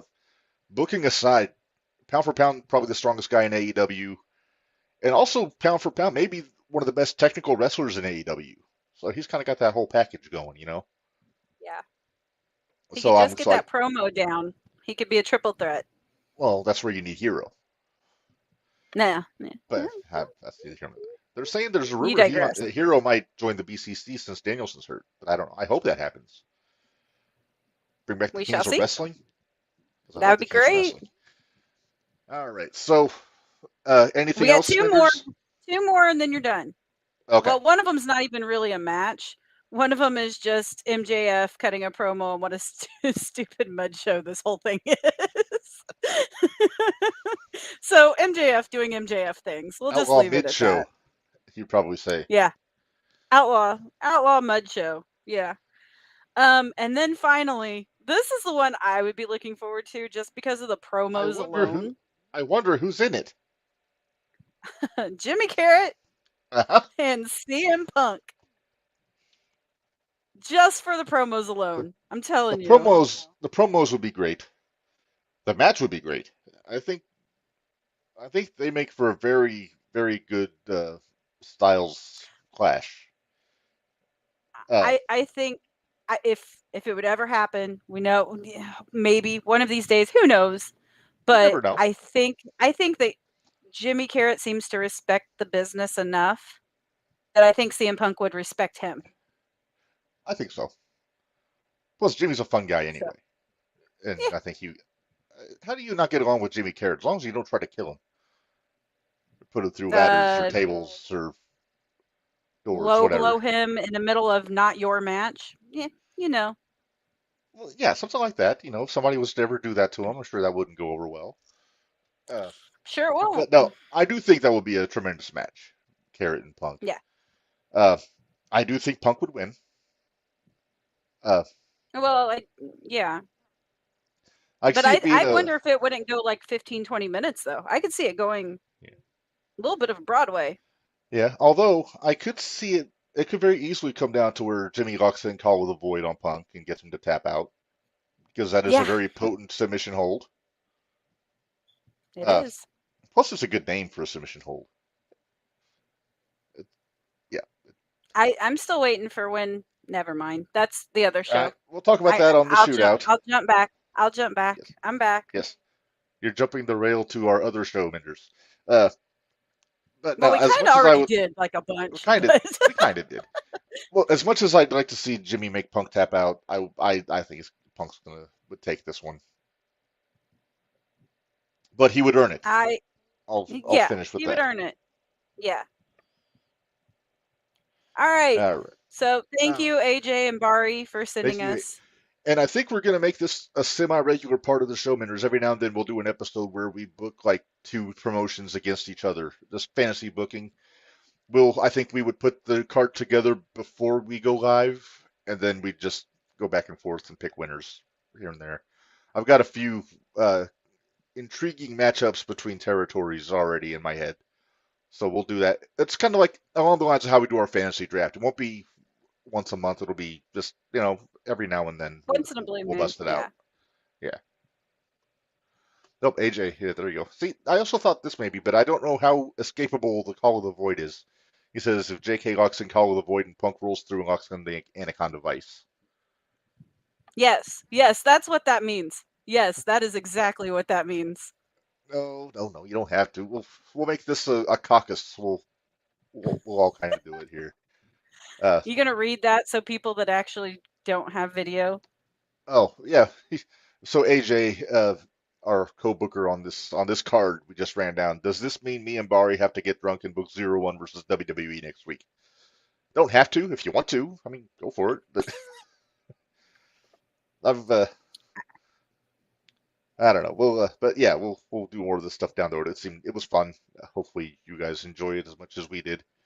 Uh, Miners, we're making incredible time right now because we're only an hour and a I'm half in. so excited. I'm not gonna lie. I'm We're kind of we're excited gonna get done on because time. You can go to sleep. I say, I can well, we'll see. But I can get food. last few shows we've done have went, what, like 3 hours. Oh, you asked if I was gonna have something to show on here, and I forgot to put it up, so I'm gonna get this loaded up here before we say something. Uh, AEW was Now in Calgary during oh the God, Stampede I know weekend, what this. and I know what this is.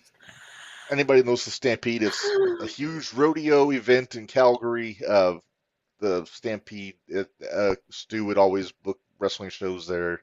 The International or Canadian Stampede pay-per-view, the In Your House, was during Stampede weekend when it was like the 5-on-5 match, Star Foundation against Austin Goldust, Road Warriors, and Shamrock. So it was a whole big Yep. event, and they do it every year. It's a huge thing that's been going on forever. And the AEW crew was in Calgary, and they were all getting in the spirit, and that's fine. When in And Rome, as they say. But something visually struck me as odd when one of our favorite punching bags showed up dressed in his cowboy hat. Number one, Martha yeah, Hart looked like she was going to be on King of the Hill after the show was over because she looked ridiculous. Uh,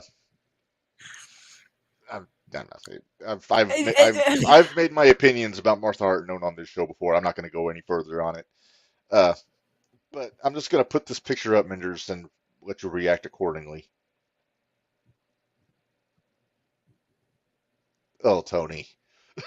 Tony, come He on. looks like a first grader dressed up like a cowboy from the neck up.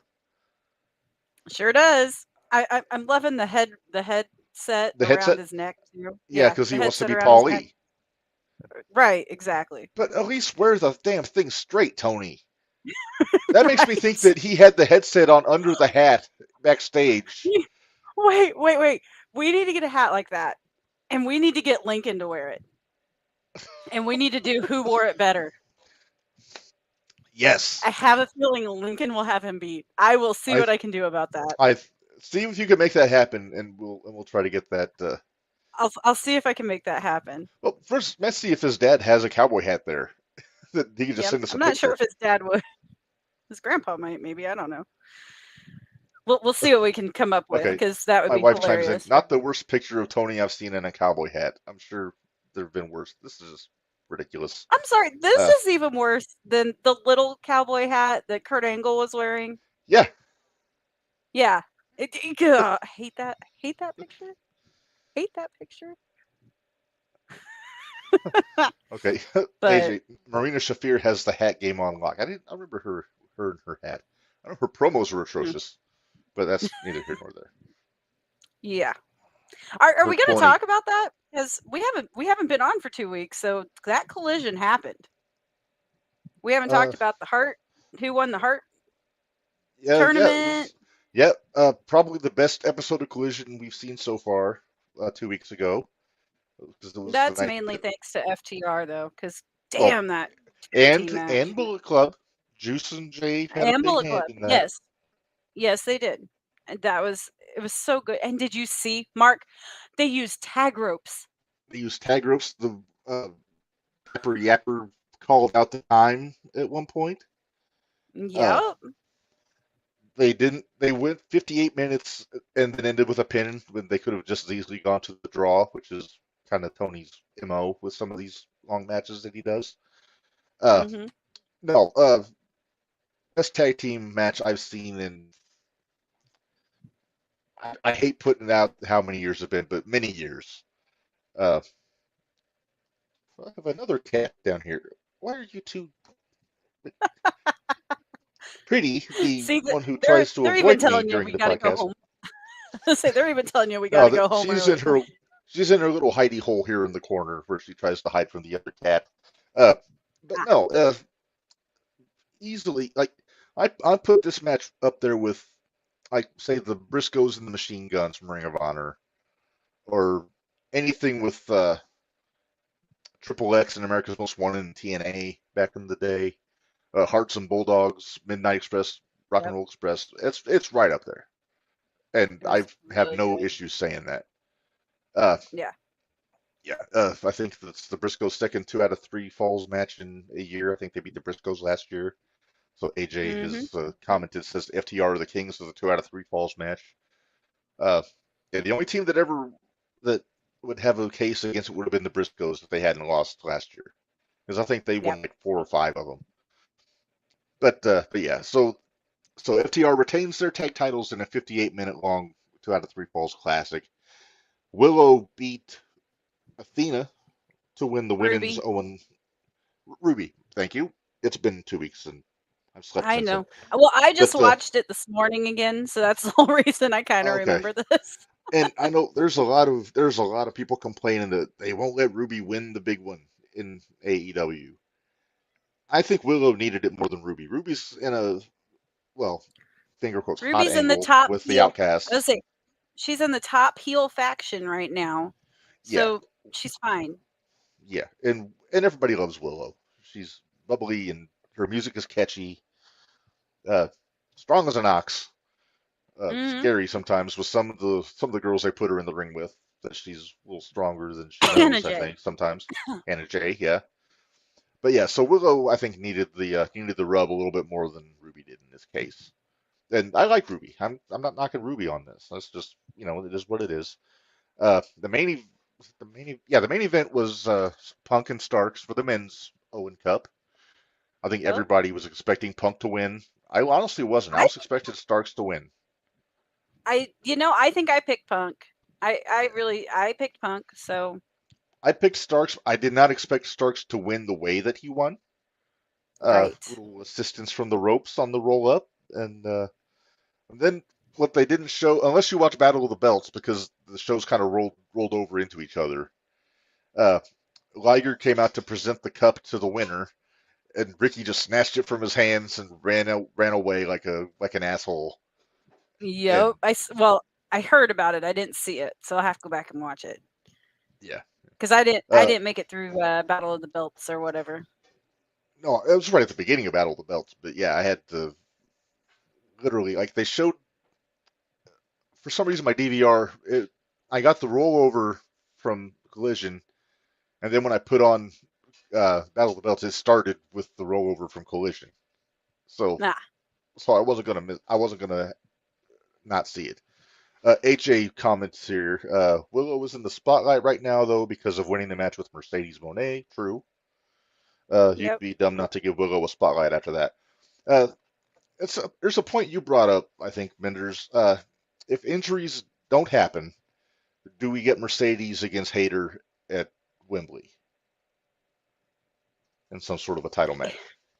We got to see if everybody's going to be back to Well, I'm healthy. saying no. It's out because they're hurt. But if they never get hurt, is that the match we get at Wembley for the women's title? Probably. Probably. See, actually thought it might be Soraya getting the title shot because this is before Tony won. But just for name value, being in England, I would have thought that they would have put it on, have Soraya challenge. Uh, well, what I thought was Hayter at the time when this started going on. Right. Uh, but yeah, it's going to be Tony defending in England. Opponent unknown, everything unknown pretty much. I don't think they've announced a match yet, have they? They haven't announced anything yet. And we're what, 3 weeks away from, maybe a month away from supposedly their Maybe. biggest show of all time. They've already sold 75,000 tickets, and they have not announced a main event. Even just a main event, I would be okay with. Just something. Yeah. Uh, Well, is that's the Tony reason I just was is? surprised. I was surprised they brought Pac back already. Hmm. I thought they would wait and bring him back at Wembley. I really did. I thought they might bring him back in the build up, but I thought it would be vignettes. I didn't think they'd have him in the arenas. But Yeah. I think Tony is scrambling because of injuries. Danielson got hurt. I'm going to assume he was going to figure heavily into the main event at All Out or All In. All In's the one in Wembley. I was kind of hoping we'd get Danielson against Sabre Jr., which I've been waiting for since last year when Danielson was hurt. Yeah. Uh, I'm going to assume that we're going to get some UK talent from Progress or from Rev Pro over there for that show. Osprey, I could see being in a big match, the U.S. title and all that. Hopefully not a rematch with Kenny.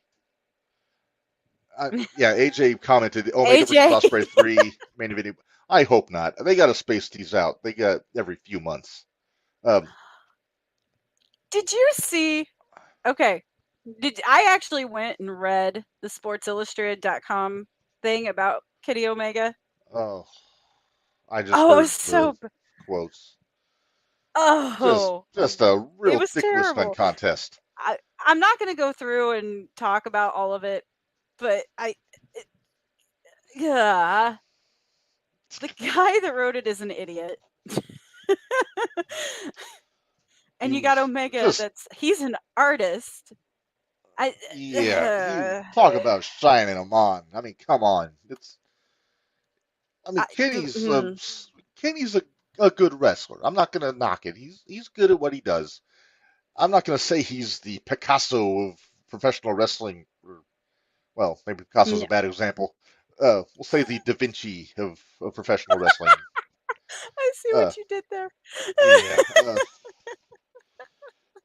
but just the biggest friggin' fluff piece I think I've ever seen in this. It And was. they It did was one with bad. Moxley too, didn't they? I didn't read the one with Moxley. I read the one with Omega, and I was like, "Oh, It you was, kidding me?" yeah, it's just talk. Where's the friggin' journalism here? It's Yeah. ridiculous. Yeah. I dare you to let me interview Omega or Cornette, even better. Yeah. Oh, that Let would be Brian so much Last fun. interview. Let Brian Last interview Kenny Omega and see what happens. Because at No, least Brian will acknowledge that Kenny's a good wrestler. Brian Last So interview. Chris Jericho. or I Matt want Hardy. it. Give it to me, please. I want to see Brian Last interview Matt Hardy. That would be fun too. AJ. Damn it. Yeah. Ugh.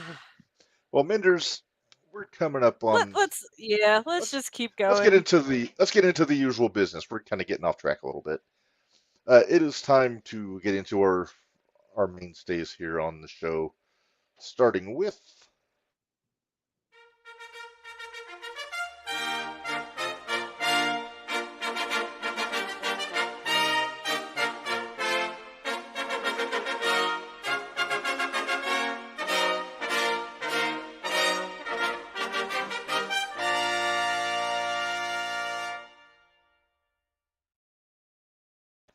After the next episode, I think I'll have another tile to put up with all of our recent inductees. After Good. this one and the next one, then I'll be ready to add it in there. Uh, Minders, this is your call, and I agreed with it 100%. But it's time to It put was a a lady suggestion. in the Hall of Fame. Yes. But it's yeah. So JTR Hall of Fame, the pinnacle of honorees in professional wrestling in the Champaign, Illinois area. Uh, and yeah, a very deserving inductee this week. The sensational one herself, Sherry Martel. I'm so glad she's in here. Yes. I loved. Well, see, growing up though, when I first started seeing Sherry, she was scary Sherry to me. Uh-huh. Oh, But I scary loved Sherry. Sherry. Oh, I popped so I bad when loved Brutus said Sherry. scary Sherry. Because, I like wordplay. And, it Yeah. rhymed. Even back then, I was 7 years old, and he says scary Sherry. And I'm thinking, this is genius. Brutus Beefcake is a poet. And he didn't know it. And he Blah didn't. blah Well, blah. he might have known it. It's hard. He's Might no have. Lenny Poffo. Yeah, that's But, true. It's yeah. true. Uh, So you got some older pictures? I want to see. There yeah. you go. There's an older picture of Sherry. It might just be a black and white picture of Sherry. This might be from her early Macho Man era. Uh, Here's one of her when she was wrestling. I think this is from the AWA, and Hmm. she was the ladies champion for the AWA for a good amount of time in the mid 80s, 85, 86, I want to say. See, there she is with the belt, uh, looking very smug. Uh, Perfect. AJ, you can't say a single negative thing about Sherry, nor can I, except maybe her makeup needed some work. Uh, she got a little carried away, Well, but hey, I'm just gonna say Luna Vachon exists, so Sherry was just this fine. is very true. This is very true. Uh, but yeah, so Sherry was a great wrestler. She was trained by Moolah and among others in the late 70s, early 80s, I believe, down south, and then she went to the She was AWA. one of the she was one of the ladies that WWE had brought in that I really or WWF then that could hold her own. She made a Oh yeah, great valet. She held her own. She was able to do what she needed to do to make sure her guy won, and there was that's what I nothing loved about her. there was nothing she could not do. She could wrestle, she could fight, she could talk, she could Yeah. be the eye candy at ringside, she could just be a distraction. So yeah, that's why I always put her in my top top 4 or 5 managers of all time, right up there with Corny and Heenan and Heyman. I put Jimmy Hart in that list also, you know. But Yep. so there she is as the champion. But that's also AWA is also where she started managing, you know. So she was kind of doing both. Like she was the Hmm. ladies champion while managing other talent. Here's this guy. I don't know if you recognize this guy, Minderz. Is that Austin? That is not Austin. It looks like him, Oh, but who is no. that? He does look like So it. Who is that? in the AWA, his name was Kevin Kelly, not the same Kevin Kelly that's an announcer in AEW. But he would go on to fame in the WWF in the early 90s as Nails, Oh, geez. the Okay. convict. Yeah, He kind of let himself go a little bit, lost the a little hair, bit. kind of got uglier. Uh, but yeah, he was kind of like the blonde heartthrob heel in the AWA, and Sherry was his manager. But I always will remember Sherry as managing these two fellas, who were then the AWA Tag Team Champions. On the left, you got Pretty Boy Doug Summers, and then Playboy Buddy Rose on the right. And Hmm. these are the guys that feuded with the Rockers when they were in the AWA over those tag titles. And they really good heels. Buddy wound up going to WWF and basically be an enhancement for a lot of debuts. I think Kerry Von Erich and Jimmy Snuka both debuted against him in 89, 90. But they were a fairly dominant tag team in the AWA in the mid 80s. So, and Sherry was a big part of that. She was basically doing what you expect Sherry to do. She would jump in there with a cheap shot if you need her to, or just a distraction. But that Yep. this was about 86, 87. She goes to the WWF, beats Moolah to win the women's championship there. I'm sorry, the ladies championship at the time. uh, Yep. Basically, same belt that Medusa threw in the trash can, but the blue strap. Uh, Yep. that's more of a Bari detail, which we would discuss on Gold Rush. But she held the title for a bit, wound up dropping it to Rockin' Robin, aka Jake Roberts' sister, who can't sing a lick. Anyone that's heard the Nope. national anthem at WrestleMania 5 can knows what I'm talking about. Don't quit your day job, honey. That's what I got to say. Uh, there's another shot of her wrestling Moolah. Looks like Moolah's a little sleepy there, but Hmm. you can see Sherry never stopped talking. Nope. She always had something to say there. After her in-ring career pretty much died down, I don't think she ever officially retired until like the 90s, but she took a back seat in-ring to be more focused on managing. And then there you go. Look at that, Macho Man. Yep. I think me and the Didn't wife didn't need to recreate Elizabeth this picture. slap her? Didn't Elizabeth slap her at some She's point? she slapped her. She hit her with that loaded purse once. Helped Brutus cut her ponytail off once. She kind of abused Sherry a little bit. Uh, and also, I got to point out also, remember Peggy Sue, Honky Tonk Man's girlfriend? Hmm. That was Sherry in a wig. That's crazy. Yeah. This, bar none, Sherry's best run in WWF was her with Macho.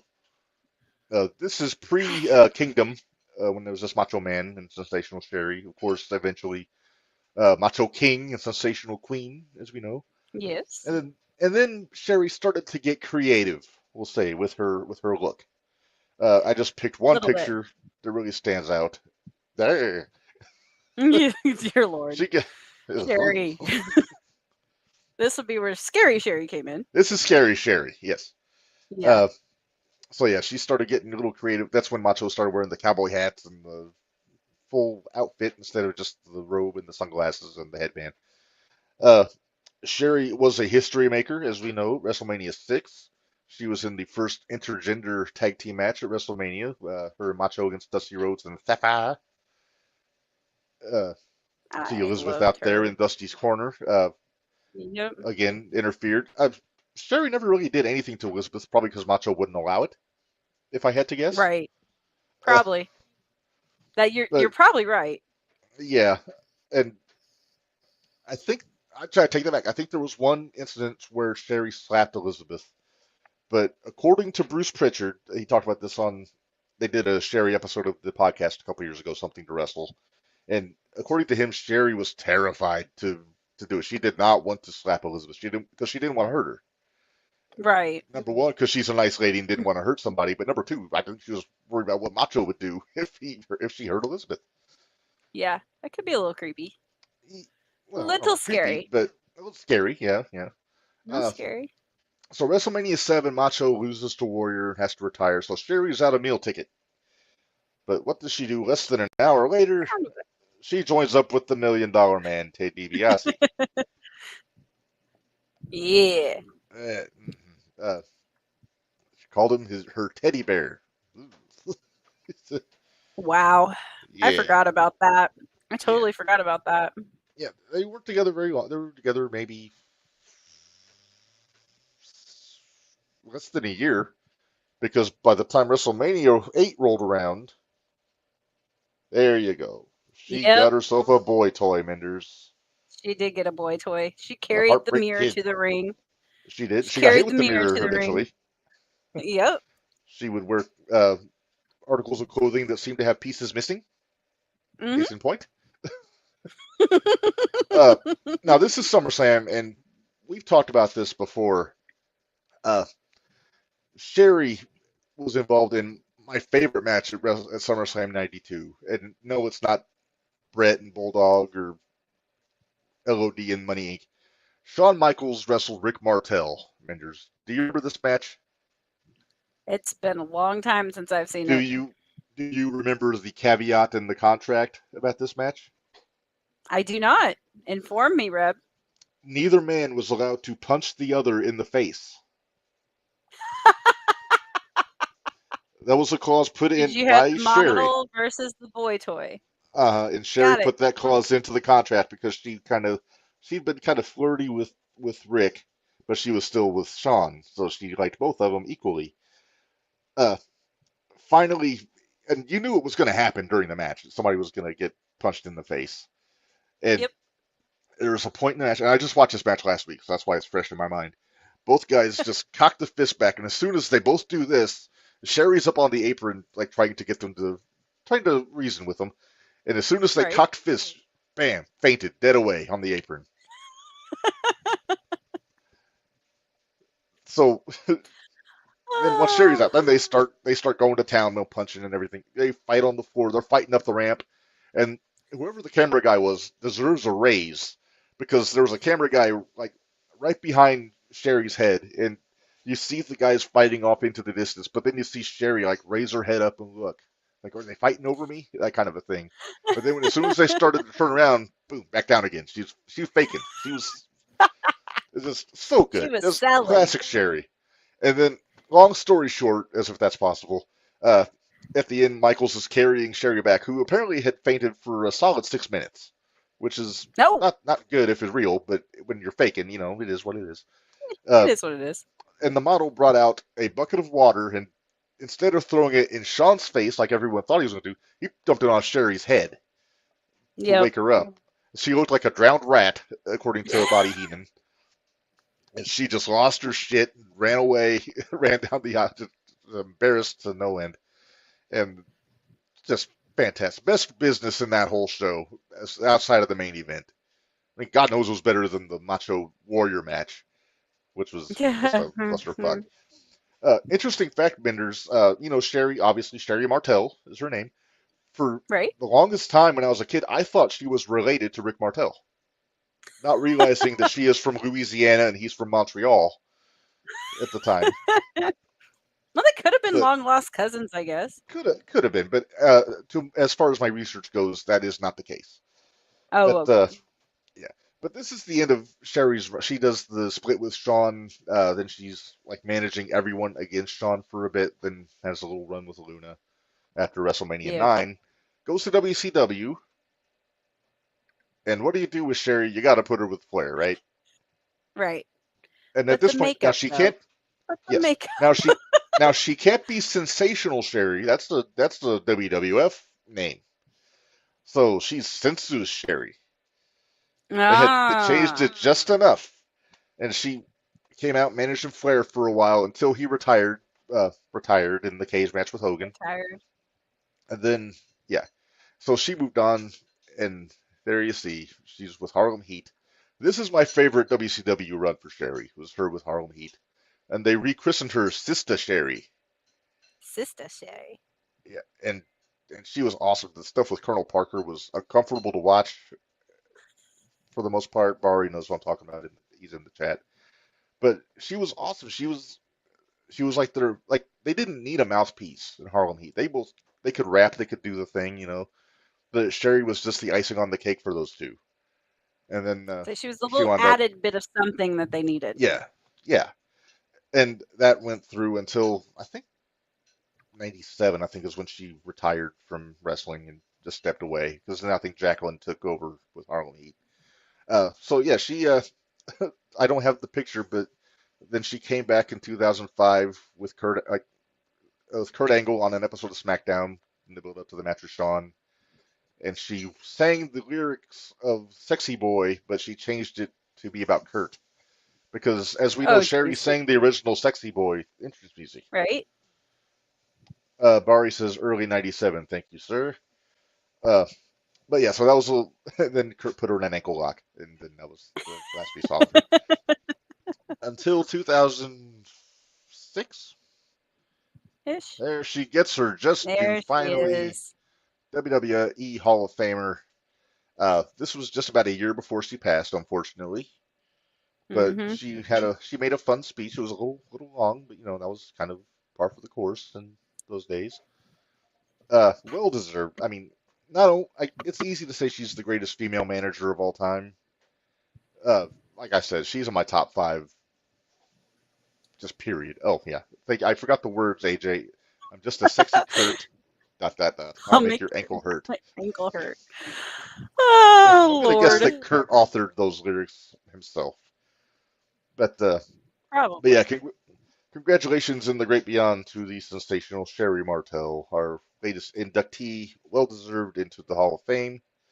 And in 2 weeks we'll have another one. We'll have to find somebody very very well deserving for our anniversary episode, Minderz. But Okay. Sounds I good to think me. I got somebody in mind, so I think we'll be I say I've had the past couple picks, so it should be your turn.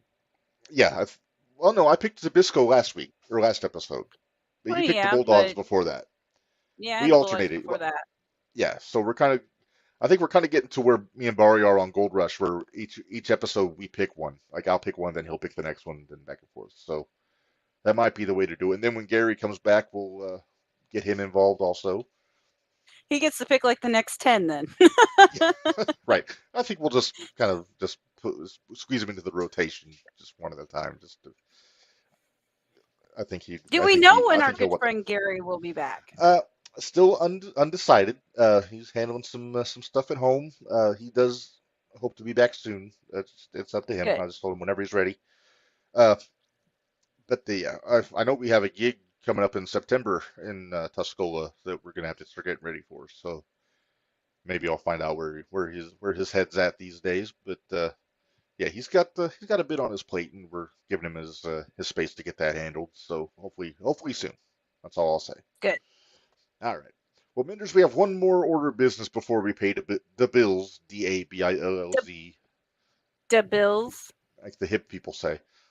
So I think we should just get to it, shall we? Let's do it. All right.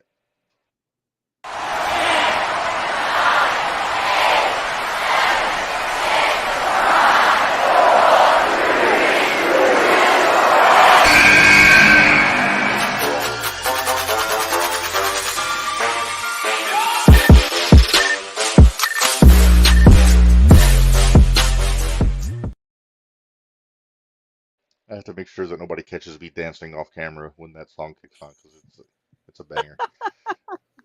All right. As long So as you don't ever catch me dancing to our intro song, because I do that a lot.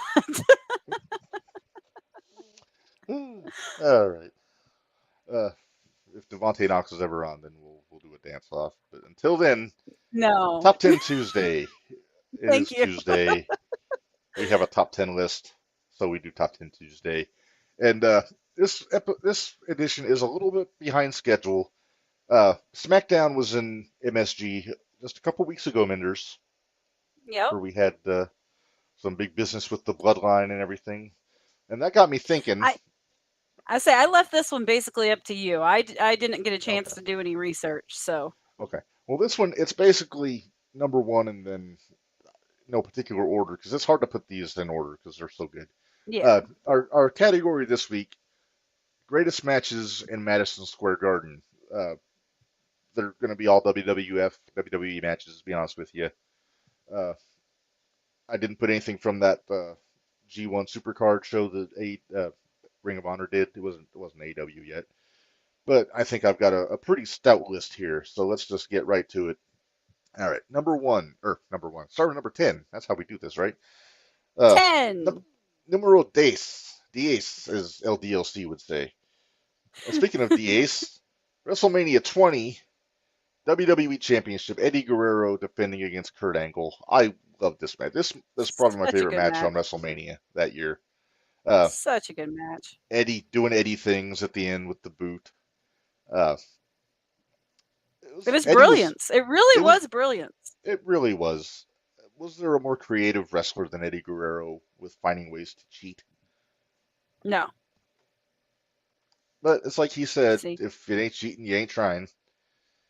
Uh, I love the psychology. I love the build up to the match when Kurt turned heel on him after he won, after he beat Brock at No Way Out.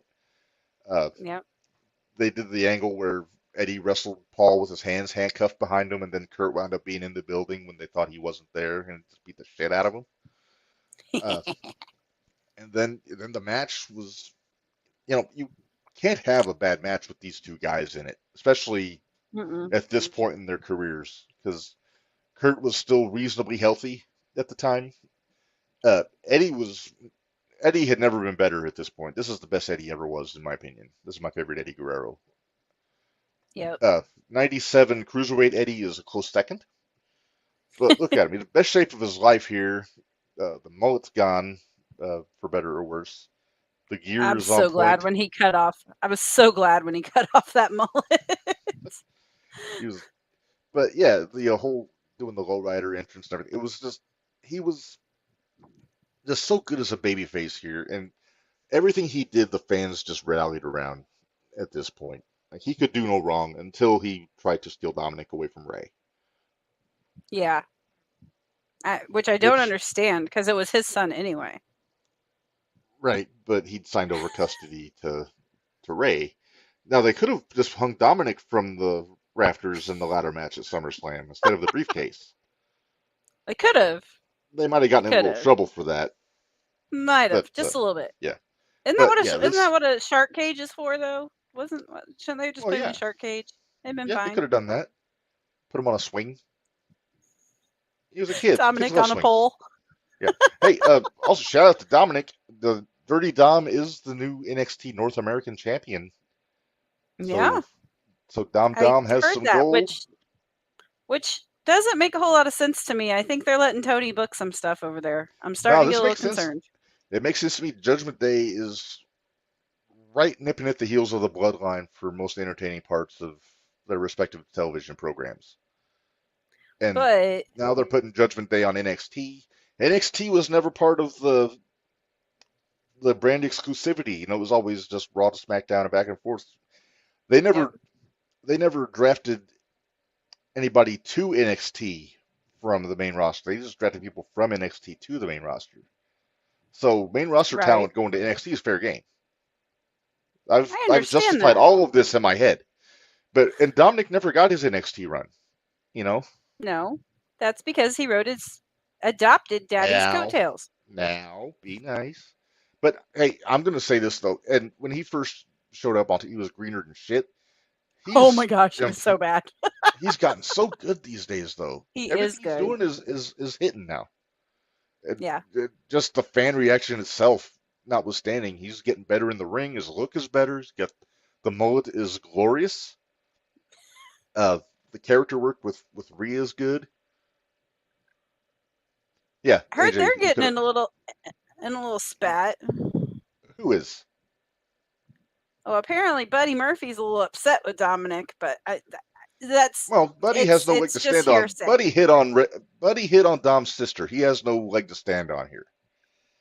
So he's getting what he's got coming. Okay. Minderz, would you believe we have flown off the rails here? We went from talking about Eddie and Kurt Angle to Not talking us. about Dominic Mysterio's romantic In issues. NXT. Shall Right. we go to Shall we go to number 9, Minders? Nine. Get this fiasco back on track. All right, Yeah, let's try. number 9, Bob Backlund versus Jimmy Snuka in the cage. This is from 1982. This is heel Snuka when he Yep. was like just the madman. Uh, this was the first time he did the dive off the cage, but he missed. In this case, Bob moved out of the way, but the leap was glorious. He full on just pancaked that mat when he landed on it. So it would have And been a that's really fun wee, is what you're telling me. wee. Yeah. Yeah. I don't know if Jimmy's ever weed in his life, but you know. But yeah, this was Bob during his title run before he lost to the Sheik. But yeah, I think everybody expected Jimmy to win the title at some point because number one, he was easily the most athletic guy they had, it, and Right. his character was good. Uh, he did all the cool shit off the ropes and everything, but yeah, he never really got his shot. Even and we'll get into more of Jimmy here later because I got another Jimmy match on here. I'll bet you know which one it is. I figured you probably had another one on here.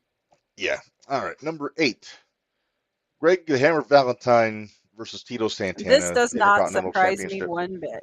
This is a lumberjack match that they had right before WrestleMania, like early '85, and I'm usually not a fan of lumberjack matches, Minderz, because it's predictable. All the lumberjacks are going to fight each other and all this. This Right. was actually a proper lumberjack match. Nobody really, there wasn't a huge brawl outside of the ring. At the end, there was some fuckery, but just enough. We, And I say you and can't have a Hammer, lumberjack match without a little bit. that's true. But Hammer was able to escape with his Intercontinental title, went on defended against JYD at Mania after that. But the lumberjacks, we had Bundy, you had JYD, Rocky Johnson, Jimmy Snuka, Ricky Steamboat, all kinds, like pretty much everybody that was on the card were lumberjacks during this show. And Well, I that's wish the I way had you the run a actual lumberjack match. what? That's the way you run a lumberjack match. You just put Well, everybody that's on obviously. the card Well, back yeah, out there. yeah, but it's not having Techno Team 2000 out there like the one in '95. Uh, but I digress. But no, really good. Those two always had good matches. I love their cage match, but that wasn't in the Garden, so it's not on the list. It was in Baltimore. Uh, but yeah, and you know how I feel about Chico. I got the Tito Santana red throwback shirt from PWT's last week, Minderz. So I'm very excited about that. I bet you Uh, are. Did oh you yeah, see what I got from oh PWTs? yeah. We'll talk You about got it your more later. oh yeah. We'll get to that when we pay the bills. But that's a good looking T-shirt. Even though I didn't realize when I designed it, it looks like a mustard bottle, but I it look works. like Big Bird with these pants on that I have on. I have on pajama pants that have this red stripes. I look like Big Bird. It's great. I'll have You're to not show tall you enough. later. You're not tall enough to That's be a big bird. true. I'm Baby Bird then. Baby bird. There you go. All right, moving on here. Uh, Number 6. Here's the other Jimmy match. The match with Yep. Morocco. Another cage match. This one he hit the leap, but after the match was over. Right. Still not quite getting his hands on that proverbial brass ring. Morocco retained the Intercontinental Championship here. But everybody that was at that show, Mick Foley, Tommy Dreamer, Bubba Ray, I think Little Guido was there. They all make the point that this was the moment that really made Snuka's career. But they're always Yeah. quick to add that you got to have two guys to make a great moment, and Morocco was so good in this match. I don't know when the last time you saw this was, Minderz, but It's been a minute. the finish of the actual match was awesome because Snuka headbutts Morocco, but before he did, Morocco had signaled for the door, so he just did a backflip out over the ropes out the door to win the match after taking a headbutt. It Oh was wow. literally it's just so good. I love Morocco. He was awesome. Uh, you might say he was magnificent. Oh, you might say that. You just might. You see what I did there? All right. Let's see what you did there. Yeah, and we've talked about that match several times on this show in the recent past, so we're not going to say too much about it. Number Yep. 5. Wait, 4. What? No, Where'd my that number was 4 go? 6. My number 4 disappeared. What the hell? Well, where's your number 5? We're to Well, 5 now. That let's was get into 6, number wasn't it? five. While we're talking about number five, I'm going to You're switch gonna to my look for number number four. 4? Okay. Yeah. All right. Number five, I got Dusty Rhodes against superstar Billy Graham in the bull rope match in Yep. Madison Square Garden. 77, I want to say it was.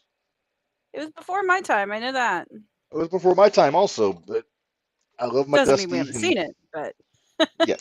All right. I'm going to keep hunting here, but this was Dusty's only real foray into Madison Square Garden for a long time, because as we know, he was a Florida guy at that point. He was yep. Eddie Graham's his guy, but this was still the territory, so they would swap talent, you know. As you do, especially when you have a big draw like Dusty. There we And go. Billy, Okay. for that matter. Yes. All right. Found it. So actually, that was my number three that was missing, but I Oh, just knew that I didn't have five tiles there, so we're good. okay. Let me just add it to the listeroo here. Uh, we talked about Billy a lot on when we put him in the Hall of Fame on the episode after he passed away, Minderz, and Yep. this was a big part of the conversation was the matches he had with Dusty, both here and later on in Florida. Right. But yeah, so good. They told a great story over three matches. First one was straight up. Then they did the bull rope match. And then they did the Texas Death Match. I believe that was the order they went in, but it escalated each time in long You mean term. Like they didn't start with the most escalated match first? no, you can do that. Oh my gosh. I never knew. Yeah. Did, All right. It's thanks, Tony. yeah. Thanks, guys. Thanks, guys. All All right, number right. 4. Before I we got keep him. going. Yeah. All right. Number four, WrestleMania 10, Brett versus Owen. As a younger brother, I rejoiced when Owen beat Brett here. Uh, this could have just been the tip of the iceberg with Owen, but they kind of let him kind of flounder after mid '94 back to the mid card. Uh, That was about the best match on that show. that was by far the best match on that show. Even Yeah. though technically there's another match on this list that was from the same show, but I got it on there higher because of impact and historical Yeah. relevance. But this match, technically, just a just a masterpiece. Just Chef's holds kiss. and counter holds, the finish, the finger roll. I'm thinking George Gervin now. The victory roll that Owen countered into a cradle. It was just all around awesome, you know. Mm-hmm. And we know how much we love Brett and Owen here, especially Owen for me. Yeah. But yeah. All right, Oh, for number me three. too. I'm not as much into Brett as I was Owen. I liked Owen a I lot always more. thought Owen was better. He did more. Yep. He did more. He was more athletic, better talker, funnier. He was good at the jokes. If they would have put as much behind him as they did Brett, just think of what would have happened. Oh yeah, they could have done it after Brett left in '97, Mm-hmm. but they put him in the European title picture with Triple H instead of they. I think he had one match with Shawn on TV, not even on a pay-per-view, and that just they could have printed money if they would have had Owen against Brett or Owen against Shawn after the screw job. Yeah. Oh yeah, he also kicked Brett's leg out of his leg. Great promo moment there. That's great. You know, everybody gets a little tongue-tied during promos in the heat of the moment, you know. It happens. Yeah. All right, let's go to number three, Minderz. Another guy we lost recently. Iron Sheik versus Sarge in the boot camp match.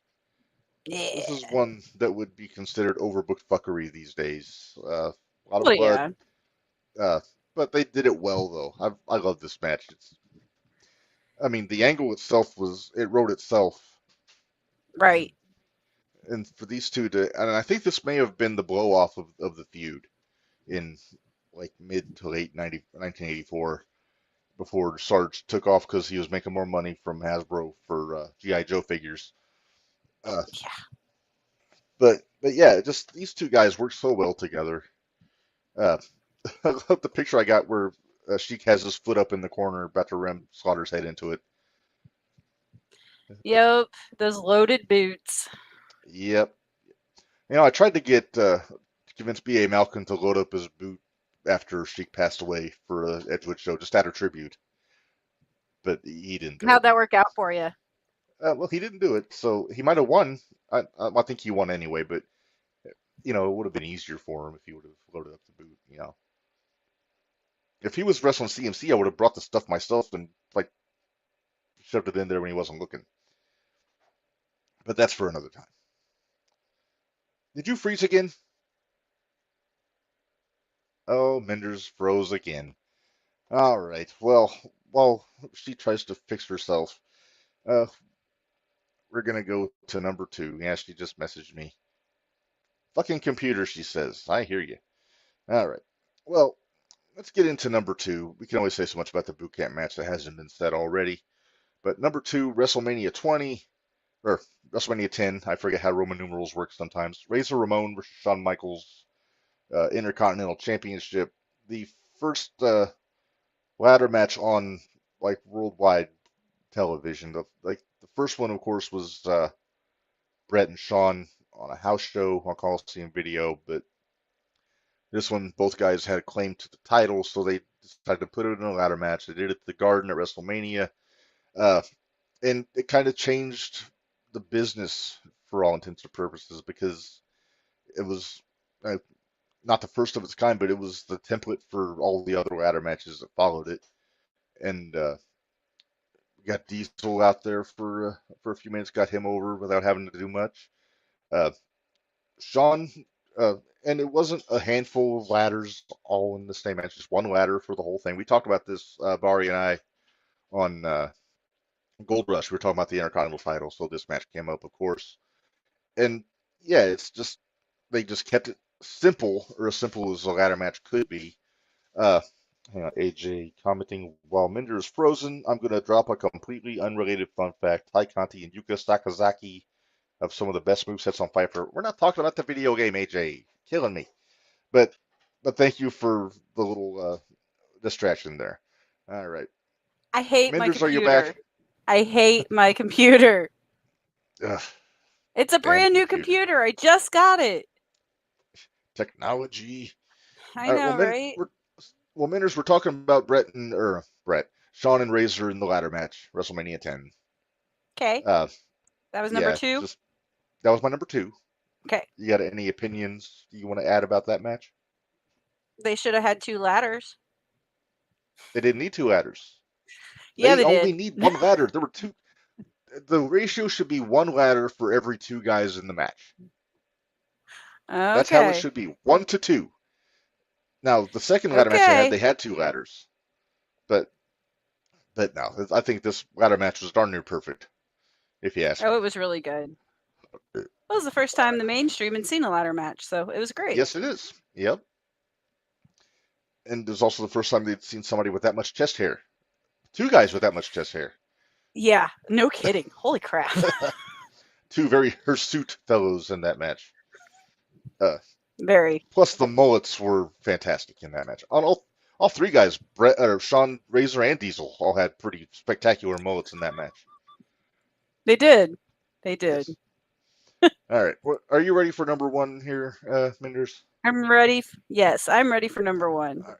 Not only do I think it's the greatest, it's also my favorite match to ever happen at Madison Square Garden. Triple H versus Cactus Jack in the street fight at the Royal Rumble in 2000. And I could have very easily had 2 matches between these 2 guys on here because on the September 22nd, 97 Raw, when that's known mainly for being when Austin stunned McMahon for the first time, that's the night that Cactus Jack debuted on television wrestling Hunter Hearst Helmsley. Very And nice. they had that Falls Count Anywhere match. It was really good. But this match was so good. If you like death matches, if you like I'm not going to say Outlaw Mud Show stuff because this is far from Outlaw Mud Show business. Uh, there's some things that made me scratch my head. Uh, when Cactus first pulled out the 2x4 wrapped in barbed wire, it became very disheveled after he used it a couple times. And then the referee took the board away, put it under the Spanish announce table, and then when Cactus got the 2x4 back, it was in perfect condition. Like they had rewrapped it. It was tight. I'm willing to bet it wasn't the same barbed wire, if you know what I mean, Probably in that not. match. Yeah. But safety is good. So no, not knocking it. Triple H took a friggin' backdrop onto a wooden pallet that skewered his calf. It was gross. So he Ugh. was bleeding from his leg. He said he had to pour the blood out of his boot after the match. Like literally, like took his I'd boot off and just I'd believe it. it was. He said it was to the point where the referee had gotten word that if they needed to stop the match, they would stop it and put the belt on Cactus, but Triple H said he could still go. So they Wow. wound up powering through. All the classic fuckery that you expect from Cactus Jack, 2x4 barbed wires, thumbtacks, chairs. They tried to do an At least homage with to the at least with Cactus Jack, I always believed it. true. They even tried to do an Unlike the homage to Rumble '99 when they handcuffed Mankind and Rock hit him like 14 times with the chair. They yeah. they did that again, but this time the Rock interfered and whacked Triple H with the chair. See, but I Uh, don't mind. I don't mind that quote unquote death match. It's that crap like we watched last Wednesday. Well, that I made oh, like Blood 10 and minutes Guts. through last Wednesday. Yeah. Oh, talk about So everything dumb. but the kitchen stink. I'll see if I can run down everything they used. They used uh, broken glass, thumbtacks. That was it. That was it for me. Broken glass, Okay, I was done. okay. After you stopped watching, apparently, you missed the bed of nails. I saw a replay of it, so no, I didn't Uh-huh. completely miss it. Yeah. One of the Bucks had the thumbtack shoe. The Because you thumbtacks got that to do a came through super the kick. top of the cage. Yeah, right? Oh yeah, Were the he was up on thumbtacks that the came top through of the the cage and cage? he let it rain down over the guys. Come on, just drop an anvil if you're up there. Uh, uh, Moxley coming out with a fork and forking Omega and Hangman, but neither one of them were bleeding. Right. Uh, uh, Or Ibushi looked, what was it? Kota Ibushi after the match dropping himself on the thumbtacks? yeah, he What an just bumped idiot. on the thumbtacks for no reason. Ibushi looked about 20 pounds overweight in this match. Not the chiseled Adonis that we remember from New Japan. He let himself go a little bit. And I know he hadn't been in the ring for a year, but oh well. It wasn't the Not the same Kota we Ibushi. remember even from the Not the Cruiserweight Championship. no. And because when he's in tip top shape, he can be damn good. I know some people tend to shit on him because he wrestled a blow up doll once in Japan, and I get it, but he's done other things since then and has had a good career in Japan. I'll give him his due. World champion, There's a lot of people that have intercontinental had good champion. careers in Japan that aren't getting over here, which I totally get it. I Yeah, mean, it's not yeah, our style. it's not for everybody. It's true. Nope. Uh, but I thought maybe Ibushi would show out a little bit more. I won't be surprised to see a Golden Lovers tag team run out of this. Uh, Ibushi and Omega maybe going for the tag titles. Uh, That would be fun. yeah, yeah.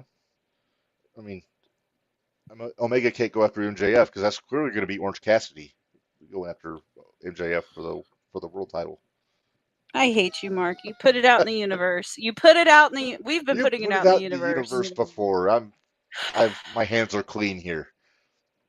No, because you've been talking about it, and Where's my I'm spoon? I actually don't have a scared. spoon, but I can stir the pot with the best of them, lady.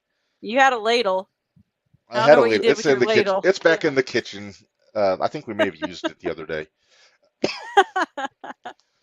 But yeah, But yeah, Cactus and Triple H never had a bad match, even though they were not the most technically proficient. I mean, they did the Hell in a Cell where they backed up Cactus through the roof again. Uh, but those first two Cactus Triple H matches, I'm not counting the stuff with Mankind or Dude Love. The two matches at the Garden, I think, were probably my two favorite Cactus Jack matches ever, including like ECW and WCW. no, wow. So that's why Yeah. that's at the top of my my list there. So that will conclude our top 10 Tuesday. And I kind of started paying bills the first time your computer froze, Minderz, but we'll pick it up. And Okay. just to remind everybody, prowrestlingtees.com/JTR pod for several of our t-shirt options. You see just a handful there. You see Minderz is wearing the Tony's Florida style fast food booking shirt. Bump card, Independent Wrestling Matters, House Fights, Draw Money, or just a simple JTR crew shirt. The back has the logo, and you'll see in the top right hand corner of your screen, but with without the red. So just something to think about there. AJ makes a very sound point. You don't have to He have technical does. skill to beat some ass. Very true. Very Uh, true. yeah. All right. So along with Pro Wrestling Tees, of course, we got brainbustertees.com/other/JTR-podcast-network. Uh, just a breathe. Uh, Did you breathe? for I breathe. Uh, so you got some more options there, not only from Jumping the Rail, but from the 0-1 Shootout, from Gold Rush, from the network itself. Uh, there you see the network logo on the top left, our Heart Foundation logo here on the right. Yeah, Minderz with her spoons because she likes to stir the pot. Uh, the JTR Army shirt for all you Kiss fans, and we might have to get this one for Ace because if his nickname is the Black Diamond, that makes me assume he's a Kiss fan. Ace has Uh, some. I actually went and looked. Ace has some shirts on Jumping the or on Pro Pro Wrestling Wrestling Tees. Tees. Cool. Yep. Yeah, so go check out Ace's stuff. There's a lot of our 0-1 friends that have some pre-WT stores on there, so check that out. Uh, yeah, the wife's waiting Guess for me what? so she can. I got my 2 new shirts. I've got my Uh-huh. Anakin Murphy shirt, and I've got my Kenny Calic shirt, and I got my bump card shirt, Nice. and I got my Get Your Shit and Move shirt. There you go. Minderz, we've got a few extra designs here on Brainbuster Tees. We've talked about the NWO style. You got the Wolfpack, or you got Hollywood, if you so choose. A new one this week. I kind of had a little fun with this. I kind of did like a kind of a futuristic kind of a logo for when AI takes over. Uh, Uh-huh. there you see, it's kind of a Tronny kind of a Oh, thing. I with Chrome uh, there, just yeah. simple. So check that out. And then of course, and I gotta go back to the 0-1 Shootout overlay to get to the other ones. Uh, if you're for all you fans of Mindy Elam, if you feel so inclined, I'm a Minderz guy. Or if you're the other side of the gender spectrum, I'm a Minderz girl. I don't know. For all those that don't identify as either, should we get an I'm a Minderz person shirt? Maybe. Nah. Maybe. We'll Have see. we sold any of them yet? Have we sold any of them yet? That is classified information. I haven't got the reports yet from this month, so I'm not sure. Then We'll, also, we'll think about it. if you want a pic, if you want a shirt with my Plenum on it, there you go. The Prodigy SCMC. What that means, he'll tell you. Uh, and I'm just gonna get back to here so I can play the outro music. Uh, Next episode is gonna be the big 2-year anniversary, Minderz. Uh, Are we and having we're gonna guests do next time another. too? Or no? No guess. We're doing our next fantasy draft episode though, where you, me, and I think Barry's going to join us, and we're going to draft Okay. our independent Now we draft. need So our I was favorite. gonna say we need some stipulations on where we're going and what ones we can use and Uh, if you're signed to AEW or WWE, I'd say you're off the table. If you're MLW or Impact or ROH, I think it's fine. okay. So yeah, as long as you're Okay. not part of the big So we're two, sticking with I those think. 3 though. We're not okay. Are we doing locals or two or no? Oh yeah. Oh no, Okay. independent. Anybody, yeah. Anybody on the indies. But Okay. the limit is if you're signed to AEW or WWE, you're not independent anymore. If there's guys in Barry, you Impact stay and away from our old MLW. booking stuff. Yeah, MLW and Impact still have guys going doing independent dates, so they count. Yeah. Okay. Technically AEW does too, but they have contracts, so they're not independent. Yeah. So that's what we had to look forward to for the big 2-year episode. Uh, then after that, we'll just keep doing what we do. Talking, you're going to be laid up for a bit, so you have a lot of wrestling to watch. I'm sure a lot of opinions. Uh, we'll Well, work on getting some we'll more guests. keep our fingers crossed that I will be back for sure next Wednesday. Well, tomorrow obviously, but next Wednesday because I cannot miss All that right. 01 Shootout podcast next Wednesday. So No, we got the champ next Wednesday. Uh, yeah, Joey O'Reilly's going to be joining us. So, and you've kind of gotten I on might his bad shock side a him a little bit, little bit. Minderz. I might shock him a little bit. Yeah, you know what? Uh, We'll see. I might AJ shock him a AJ little bit. says AJ says let me get Uh in on that oh. draft. If you can do it without causing trouble, AJ, we'll think about it. Stick to We beer. know what happens. Yeah, and not 3 buckets like Ah, you're you no fun. you wackos. All right. Well, before we go, I got to show this picture again. Cowboy Tony. So You know I what need to Tony? work on that. And here's Tony's reaction every time I show that picture. Yeah, exactly. It's such a creepy Uh, picture. Huh. it really is. I'll Not a work on handsome getting fella. a friend. Yeah, I'll work on getting our friend to get a cowboy hat for his son, and we'll see what happens. Although, we did see Bang Bang Bart this past week. I mean, Clayton Clark this past weekend too, Yes, in that the match sheriff against of Bang Tanner Bang Keeler. Junction. Is that right? Yeah, whatever. Shotgun Oh, City. I think it was Shotgun City, but we call him okay. Bang Bang Bart. Right, and he seems to take exception to that. But He you doesn't have like to it. stir the pot. You got to stir the pot on everybody. AJ That poor started it. It Devin wasn't my Quinn fault. He hates me. picking on people. And we may be able to get him on the pod. I don't know, We probably get hit. but I digress. We might talk to those guys. I'm sure there's a lot of them that wouldn't mind being on. Sure, I'd like to see us get Sam Knight on at some point. that'd be cool. Damn right, Sam Knight, Damn right, King Sam of the Knight. Hoss Fight. Yeah. Uh, Let's get out of well, here, Mark. I'm hungry and I'm let's get out of tired. here. Yep, the wife is waiting on me for food. I think she made fajitas, so I got that to look forward to here. So if you're gonna watch the shootout tomorrow, we'll see you then. If not, we'll see you in 2 weeks for our big second anniversary episode. We're looking forward to it. So for Minderz, this is Reb. Thanks again to Ace Perry for joining us today. That was a lot of fun. And we're going to say goodbye and remind you all life is hard, work stiff, and we will see you next time.